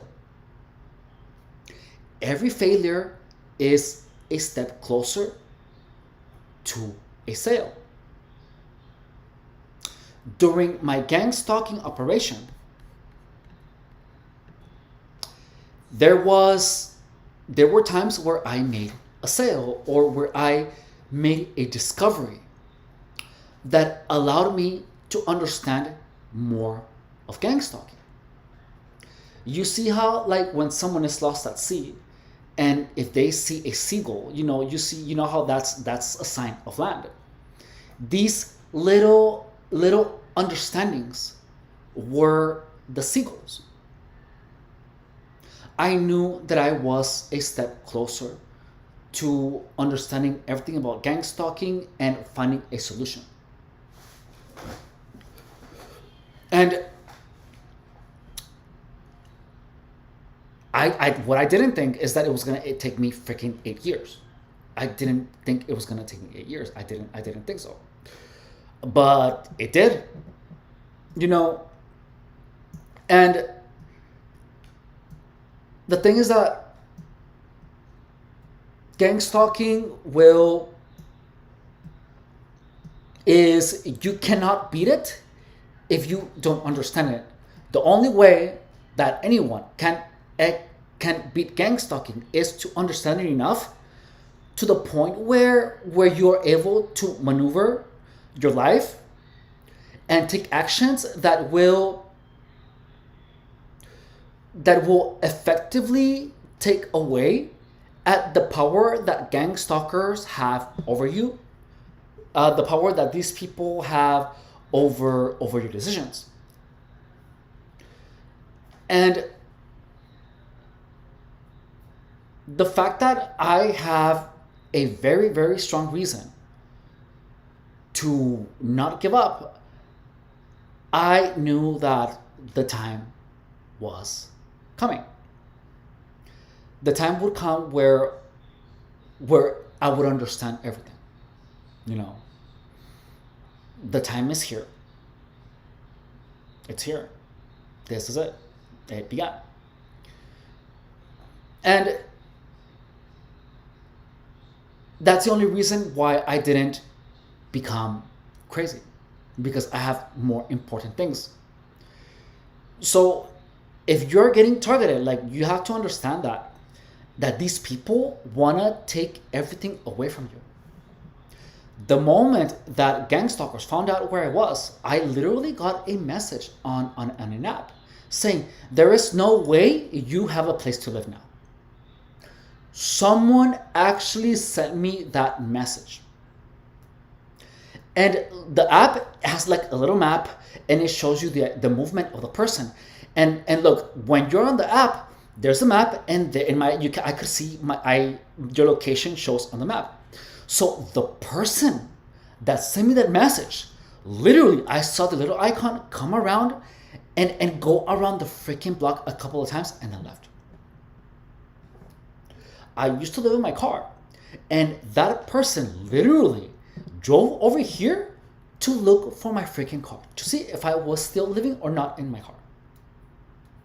So these people literally want you dead, and take their behavior as the biggest red flag you could possibly ever imagine. Because even though you might not realize it, and even though they're trying to be friendly, and they still do things to F you, understand that there is a reason for that.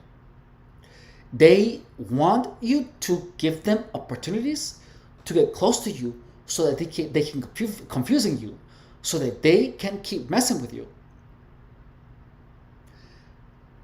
And for you to still speak to them. So immediately after any of these people harass you in any way, shape, or form, do everything possible to steer clear of these people. Like immediately. Freaking immediately.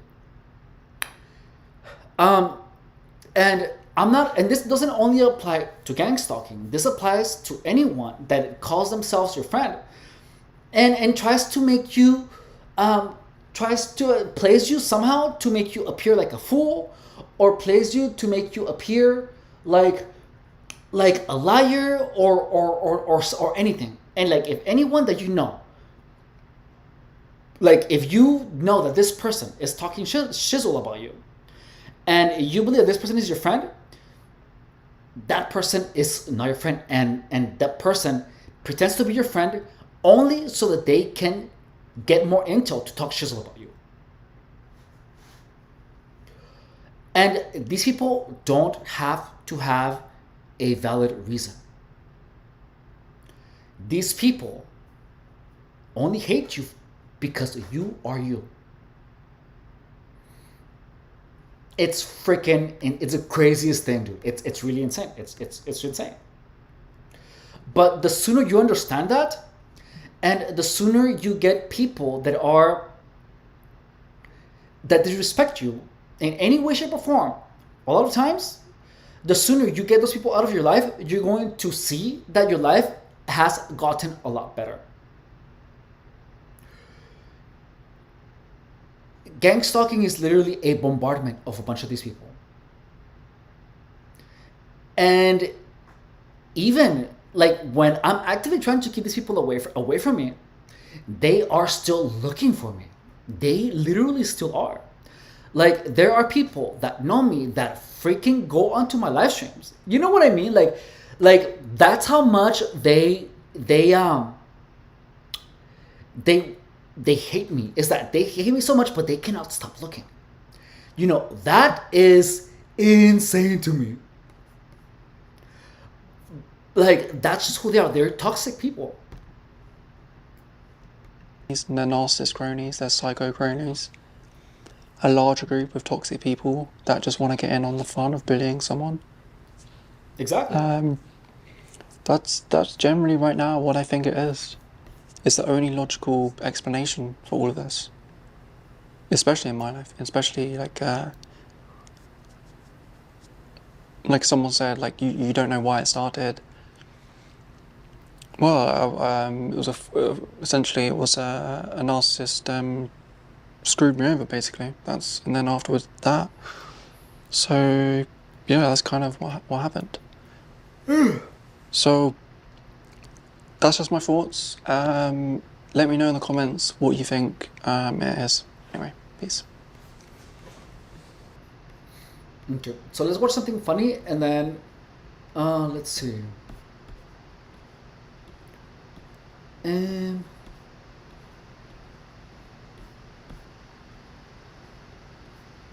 Like I need like a palate cleanser. You know what I mean?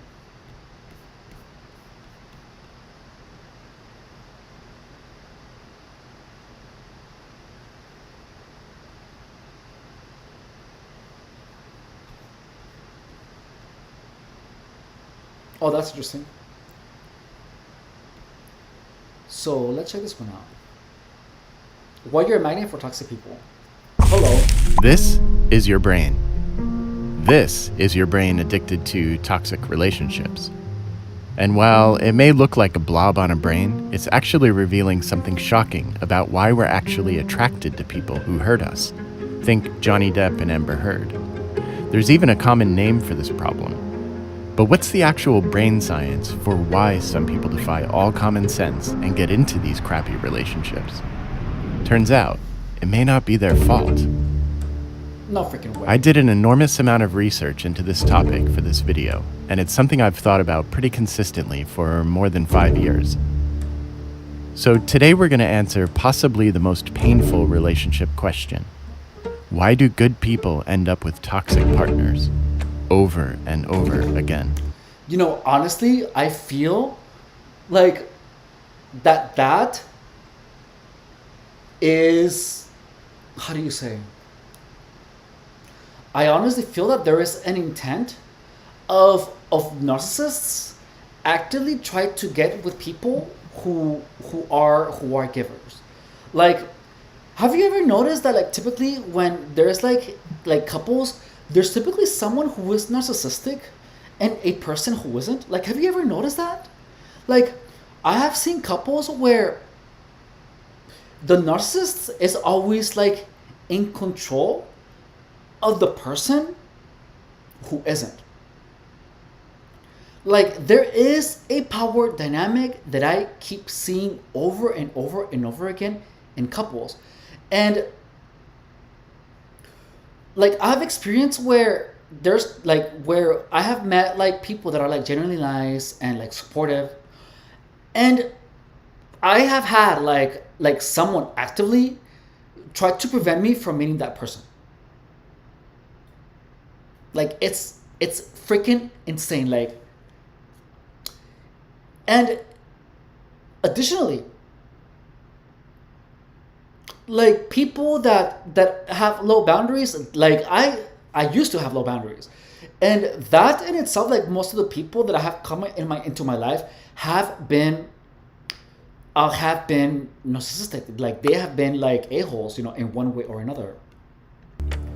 But before we answer that, I want to show you what toxic actually looks like. I always imagined myself as a nice guy, caring, sensitive, introspective, emotionally available, even if I was a bit blind to my own red flags. I'll show you those in a minute. I remember always wanting safe, warm, reciprocal love, like this. The one. I craved love, even. And in general, I surrounded myself with safe, kind, gentle people. Still do. Yay. But what I didn't know was there was a huge flaw in my master plan for having a peaceful, happy, loving future. We'll get to that in a minute too. But first, we all know what toxic behavior looks like, right? Well, the overt kind at least. Fighting, screaming, lying, cheating, stealing. But what if that's just the tip of the iceberg? Check this list out. It's long. This is what toxic can look like. Using threats, intimidation, anger when being held accountable. Darvo, look that one up. Isolates people from support systems, making things all about them, playing the victim, what's Darvo? violating boundaries. Okay, so he did say look it up. So let's see, guys. Let's see what the hell is Darvo. Darvo toxic behavior. Don't you know that you're toxic? Okay, Darvo. Deny, attack, reverse victim, and offender. So, oh, this is interesting. So, let's see. This is fascinating.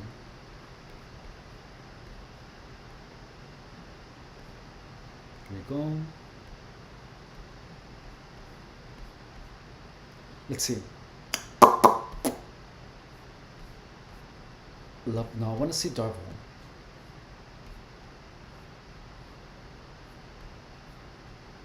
Here we go.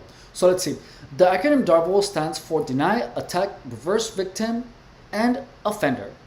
This is a very common tactic in which the aggressor uses different elements of reality to cast the victim in the role of the abuser and position themselves as the victim.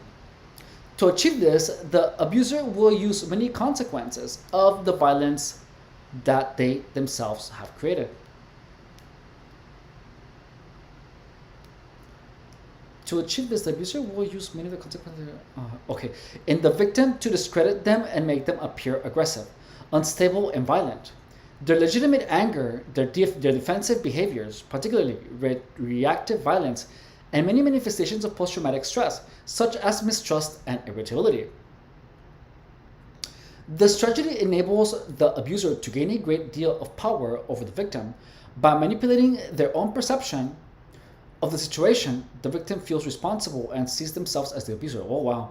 As well as the perceptions of those close to them and the various interveners involved in the situation. Police, therapists, advocates, lawyers, blah, blah, blah, okay? This also enables the abuser to threaten the victim with legal action should they choose to leave or to lodge a complaint. The method is widely used as evidenced by the wave of parental alienation accusations against victims of IPV, the rates of cross complaints to the police, and the many court cases where partners accused of violence respond with their own accusations, which can lead to the impression that this is a severe conflict where both parties are involved rather than a situation of IPV.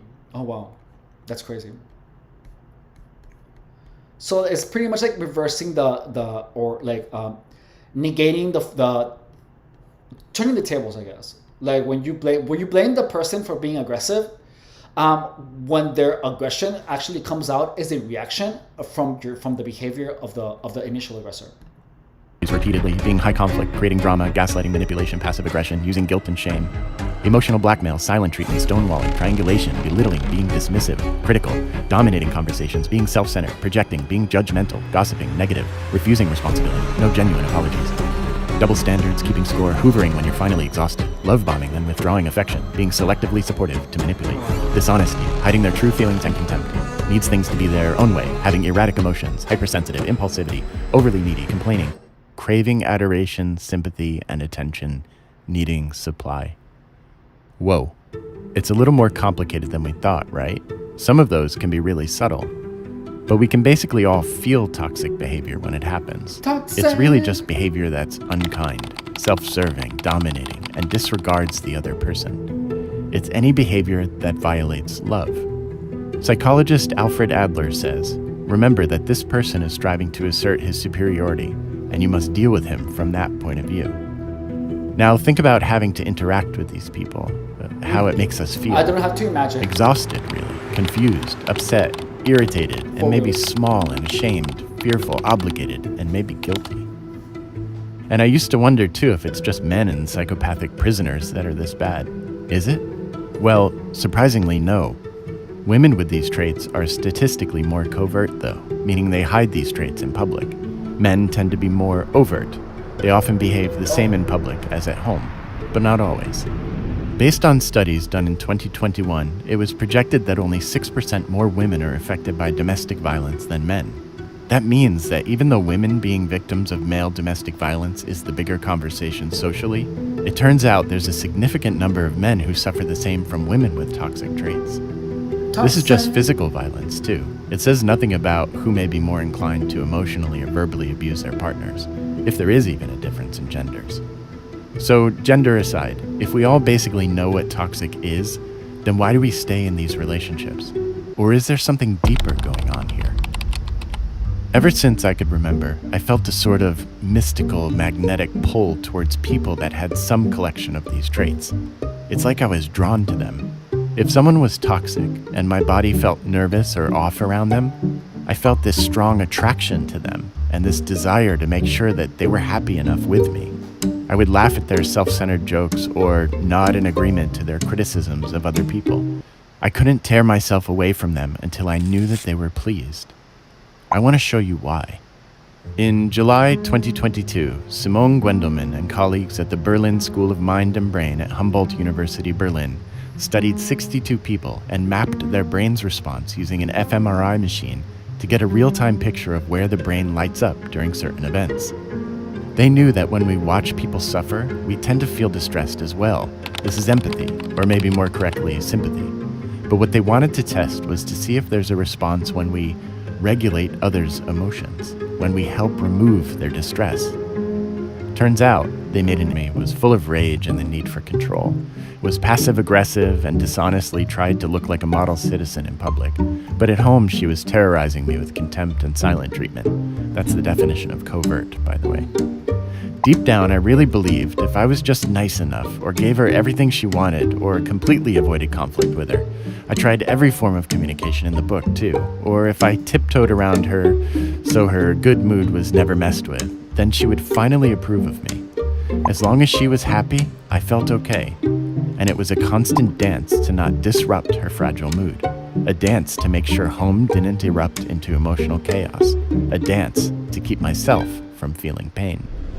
Spoiler alert, this dance is a major clue, and it's a symptom of exactly what Gwendelman found in his fMRI scans.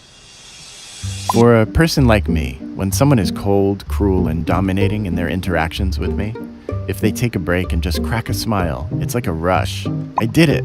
I'm flooded with endorphins, maybe oxytocin, dopamine, and serotonin, all the pleasure hormones. It feels good. Real good. Then, when they take advantage of me again, manipulate me, or show disgust and anger toward me, it's like all the wind was taken out of me. I'm exhausted emotionally, confused, and deeply affected.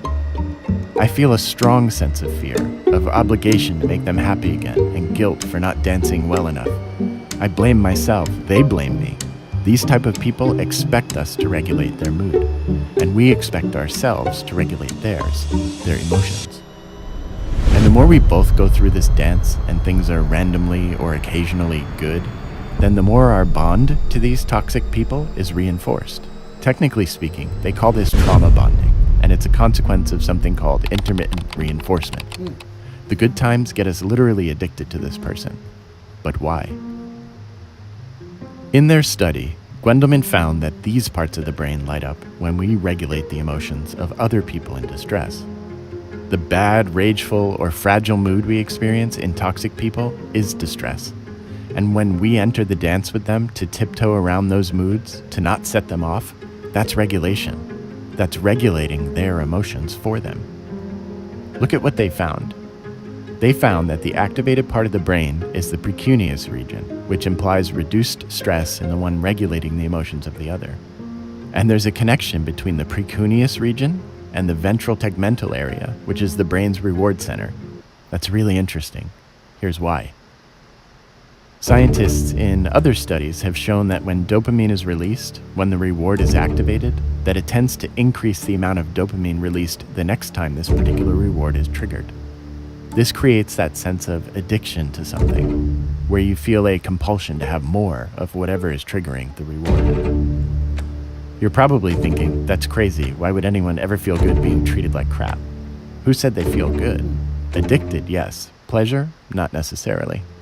It's been said, our brain craves familiarity, not safety. This is the key to understanding trauma bonding and the powerful addictive effects of intermittent reinforcement. This neurological addiction creates a sense that we need to earn someone's love. We become human doings, not human beings, doing things to earn love. We don't feel lovable for just being ourselves. This addiction to the dopamine-releasing reward of being treated well from a toxic person creates a sense of fear of their negative mood. Obligation to regulate their mood and walk on eggshells. And guilt that we're not keeping them happy, as if we caused their negative traits. In the mental health world, this is called fog, and it's a trait of codependency. Now, imagine if you were a child being raised by... The times where I have felt like I've walked in eggshells, like, has been by... It's typically by a partner, and it's happened when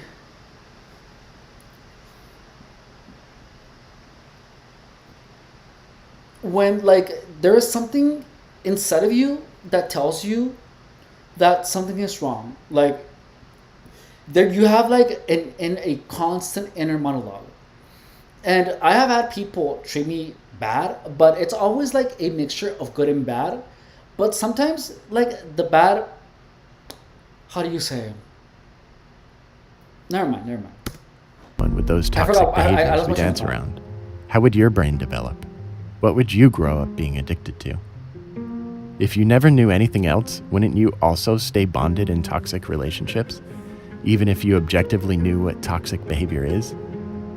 So what actually happened inside us that made us attracted to toxic as we were developing? One day, when I was sitting with a therapist venting my frustration at the behaviors of that woman I was with, thinking I was just a nice, sensitive, caring victim, she said something that would change everything about how I thought about myself and how I thought about my relationships forever. As she sat there in that Hobby Lobby decor decorated room, leg crossed, notepad on her lap, I can still picture it, she said very casually, "A certain type of person is attracted to someone like that." What? That statement hit me like getting hit by a truck. My brain started racing. My life literally started flashing before my eyes. I could see the events and To be honest, the people, the toxic... I don't think it's the type of people that is attracted to people like that. No one is attracted to a-holes or manipulators. The truth is that the only people that end up with manipulators is when the person is oblivious to the concept of manipulation.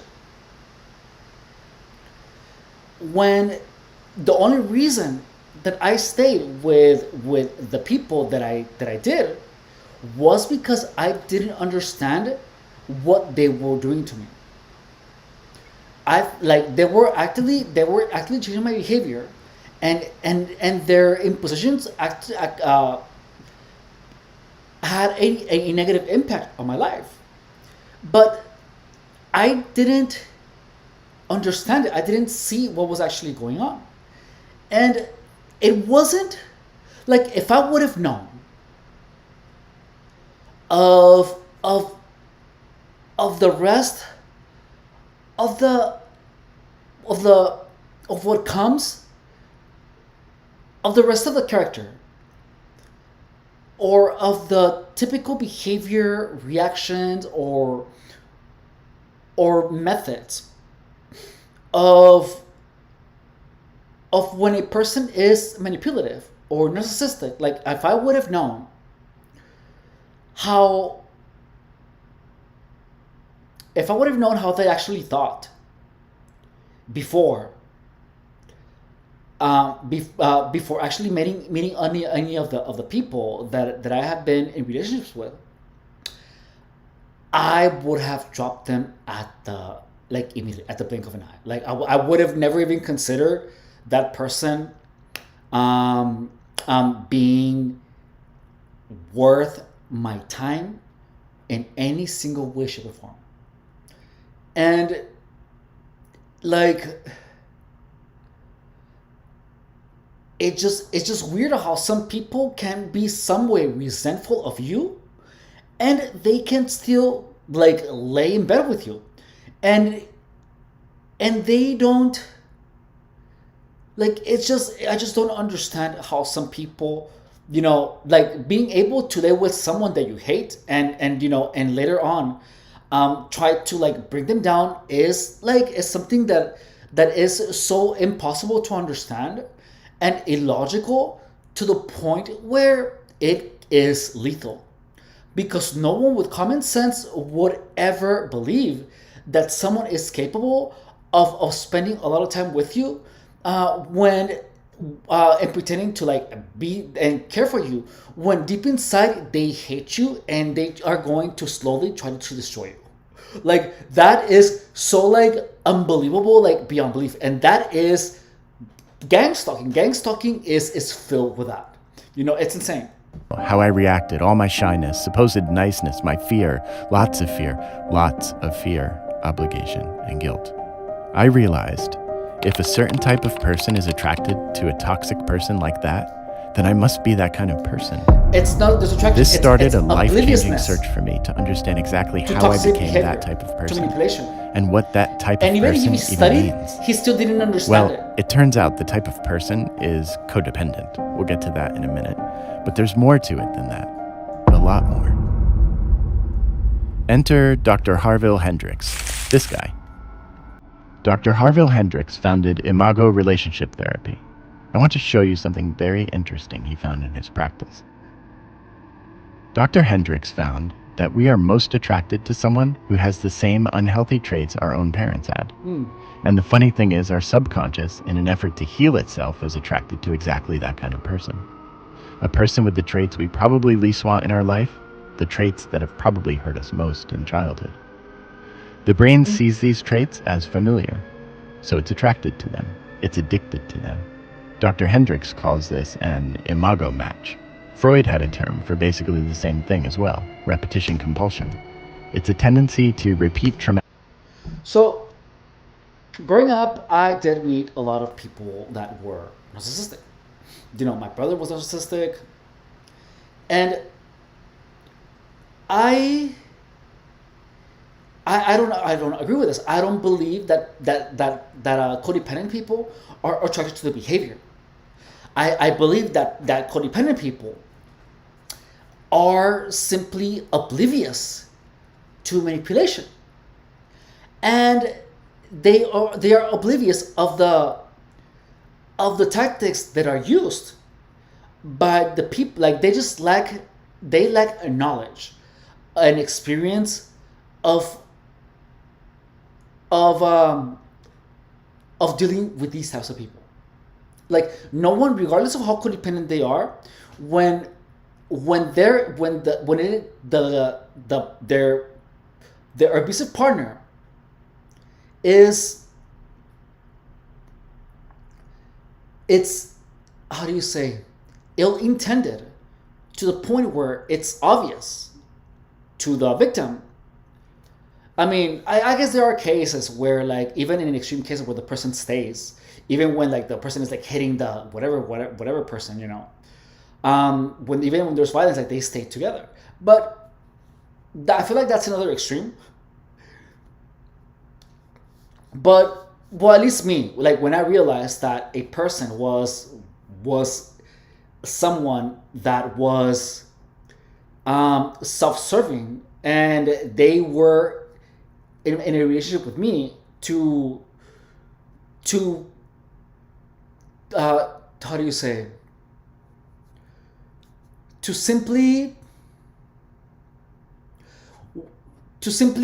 do things at my expense. Like, when I realized that, they was like, no, bye. But you have to understand that there's people. Like, the moment that anyone understands this, that people actually there's some people that operate like that.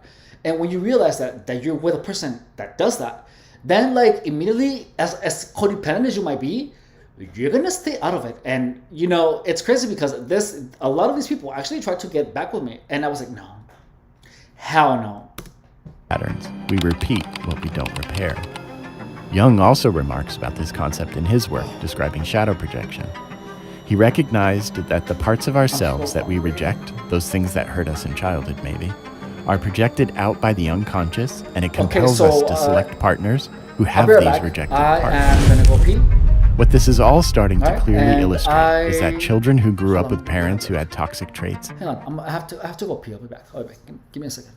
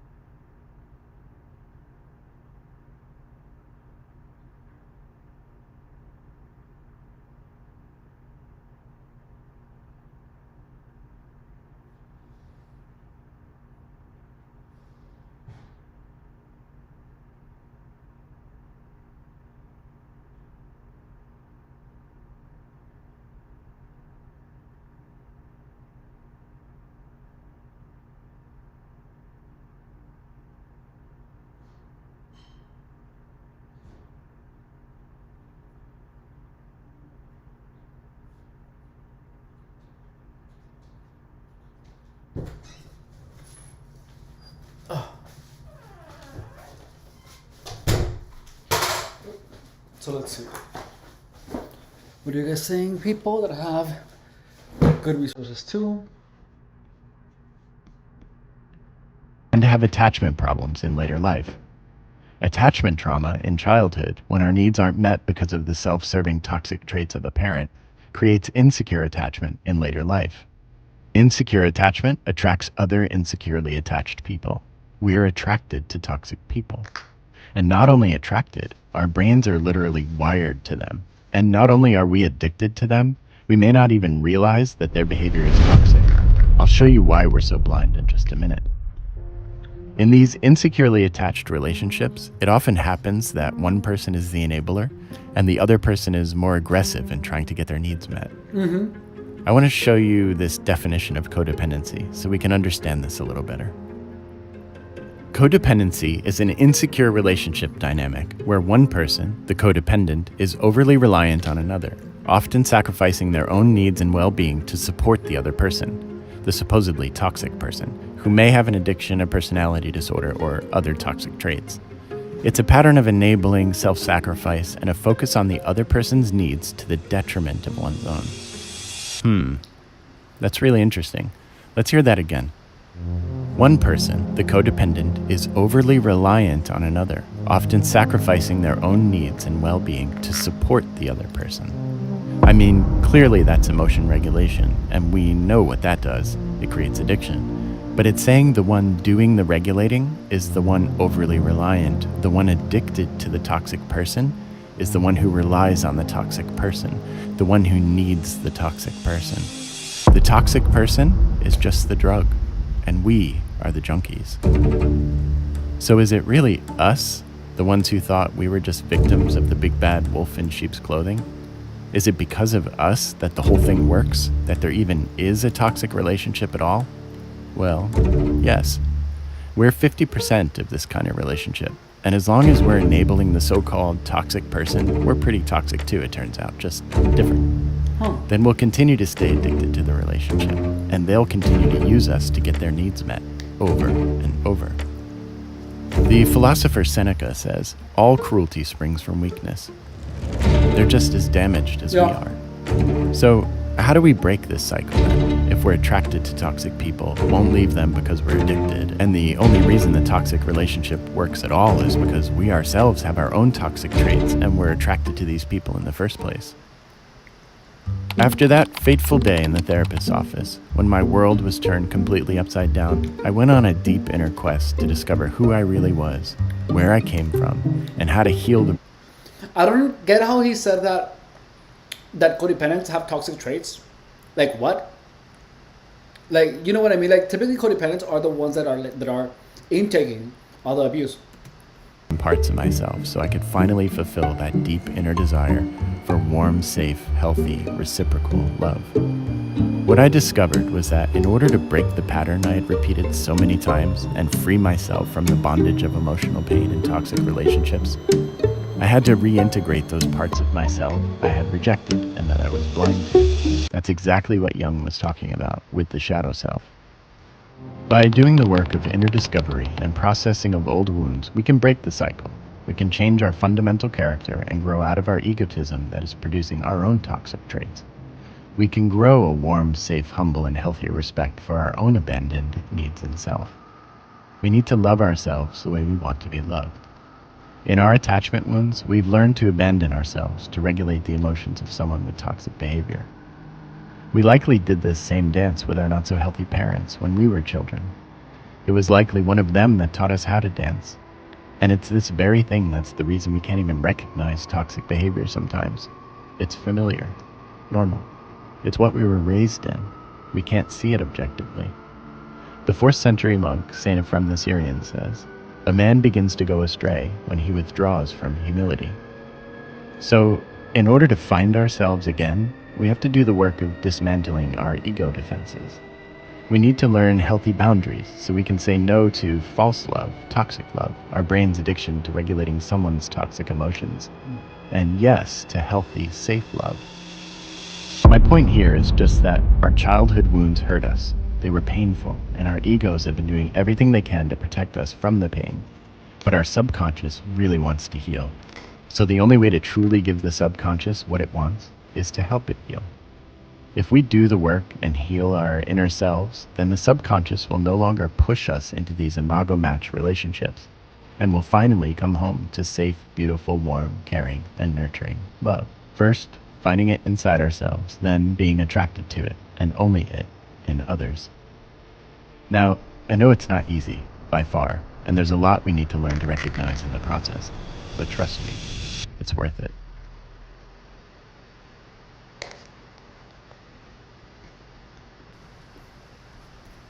That was interesting.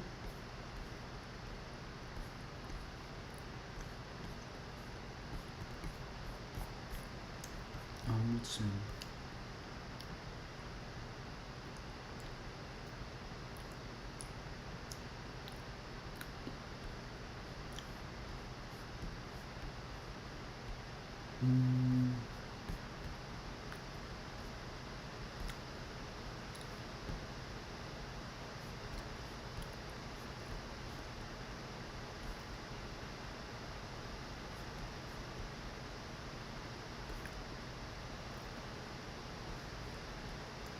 Francis got. Oh, that's interesting. Let's see. What does it say? Hey, what's going on, guys? Welcome back to another episode of Truth Seeker Nation. Today, we're going in and exposing some more fucking stupid ass gangstalking. You know what I mean? Coming on here right hard and true right off the bat, man. You know what, man? I'm gonna tell you something, man. A lot of times when these people come around, and you know what, man? I want to go ahead and set something straight right off the bat. A lot of times this gang stalking stuff in these videos, and you making videos being talked about with gang stalking and stuff, you know, a lot of times people will try to prey on others or prey on you, make fun of you. Oh, he's prideful, or oh, he's doing whatever. Whatever it may be, man. I'm gonna get some light in here. Whatever it may be, you know what I mean? You know, oh yeah, he's making a bunch of videos. Guys, you know what, man? Don't let any of that stop you, man. You know, we come on here and it's a very educational. This is what I've been called to do. Okay, you know what, man? I'm gonna tell you something. You can laugh or make fun of whatever, man. Whatever you want to do, man. I'm gonna tell you something right now, and you can. It's not about gang stalking, but diet. Like, how can you look, I'm gonna take my glasses off, and you can look into my eyes, man. Like,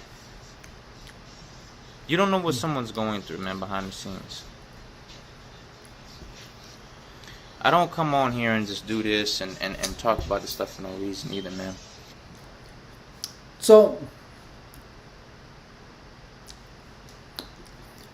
what do you crave, sweets, or what do you crave? Like, look, if you crave like really late at night,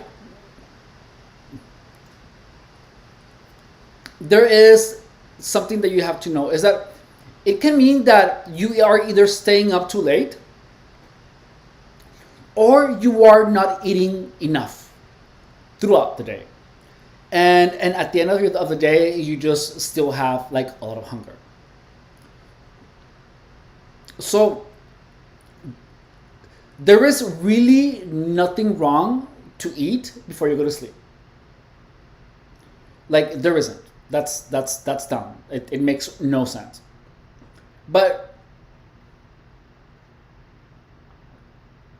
as long as like when like if you get hungry, make sure that it's like at night. Make sure to have something nutritious. It doesn't have to be like munchies. It has to be something nutritious that is gonna satisfy you and provide nutrition to you. If you eat junk food, you're gonna get fat. You're gonna turn into a fat ass, regardless of what time you eat. So you want to make sure that it is something nutritious, because that way it increases your sense of satiety.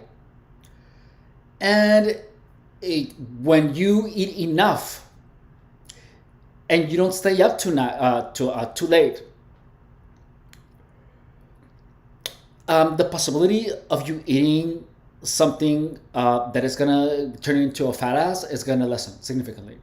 So you want to make sure to eat enough. Like, if that's why it's so hard. Like, if you're on a type of like restrictive diet, if you are on a restricted diet, it is difficult because you will get cravings. And if the cravings are too crazy, Like if you're lowering your daily caloric intake for too long, your cravings at night are going to be crazier. And there, the possibility of you binging is going to increase significantly. So it is always important for you to eat, to have a small caloric deficit, even though it's going to take longer to get the results that you want. But it's easier. It's easier, and it's easier to maintain, and that's what you want. You want something that is easy to maintain over the rest of your life. If anything too drastic, you're going to be able to do it a little bit, and then you're going to get all the way back. Anything else?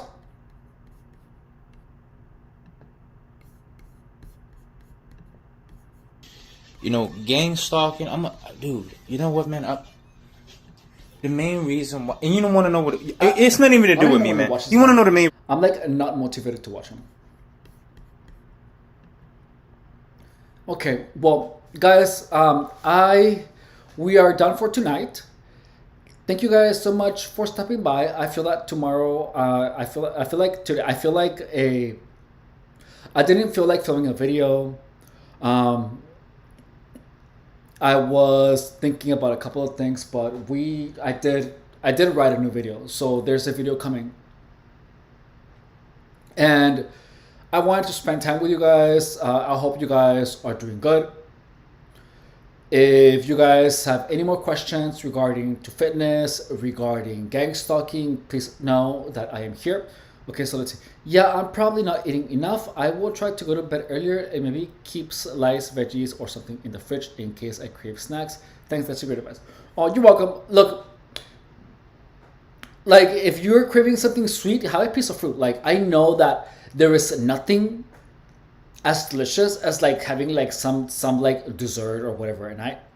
But look, if every week you have one day, not even one day, like a meal where you can't eat all you want, but one meal. Look, like when I was trying to lose the fat, I had to have a release day where sustaining a caloric deficit, eating a little bit, and restraining your mind and yourself from not eating things that appear to be delicious, it is really taxing on the willpower. So if you give yourself enough, like let's say enough psychological release where you can eat what you want, when you do that, it's going to feel a lot easier to say no. It really is. But let me tell you, with time, like in the long run, you have to keep evolving your diet, and your diet perfects over time. It is you build habits, and then you slowly transform the habits until your diet is pristine. But don't try to immediately try to change all of your eating habits. Take a good time. And like if you, let's say that you eat like 5 slices of pizza a day, for example, you start with 4. Instead of having 2 cans of Coke, you have 1. And that way the changes are not drastic enough for you to feel like you are limiting yourself, but they are enough to start delivering some type of result. When it comes to fitness, you play the long game. Any type of like, I'm gonna change my body in 6 months or 3. You're gonna see results in 3 or in 6, but it is not going to be a drastic change. But if you take in the long term, the results are more permanent because there's no diet. It is just literally new habits. That's what you want. So David Price, thank you so much for asking the question. And again, guys, my name is Fer Rodriguez Guerrero, and I do videos about gang stalking, and we talk about self-improvement. I share with you my stories, my experiences. Also, I have been a fitness professional for 10 years. And feel free to comment on any of my videos, any questions you have. And I will see you guys later. Thank you so much for spending the night with me. I love you guys, and peace.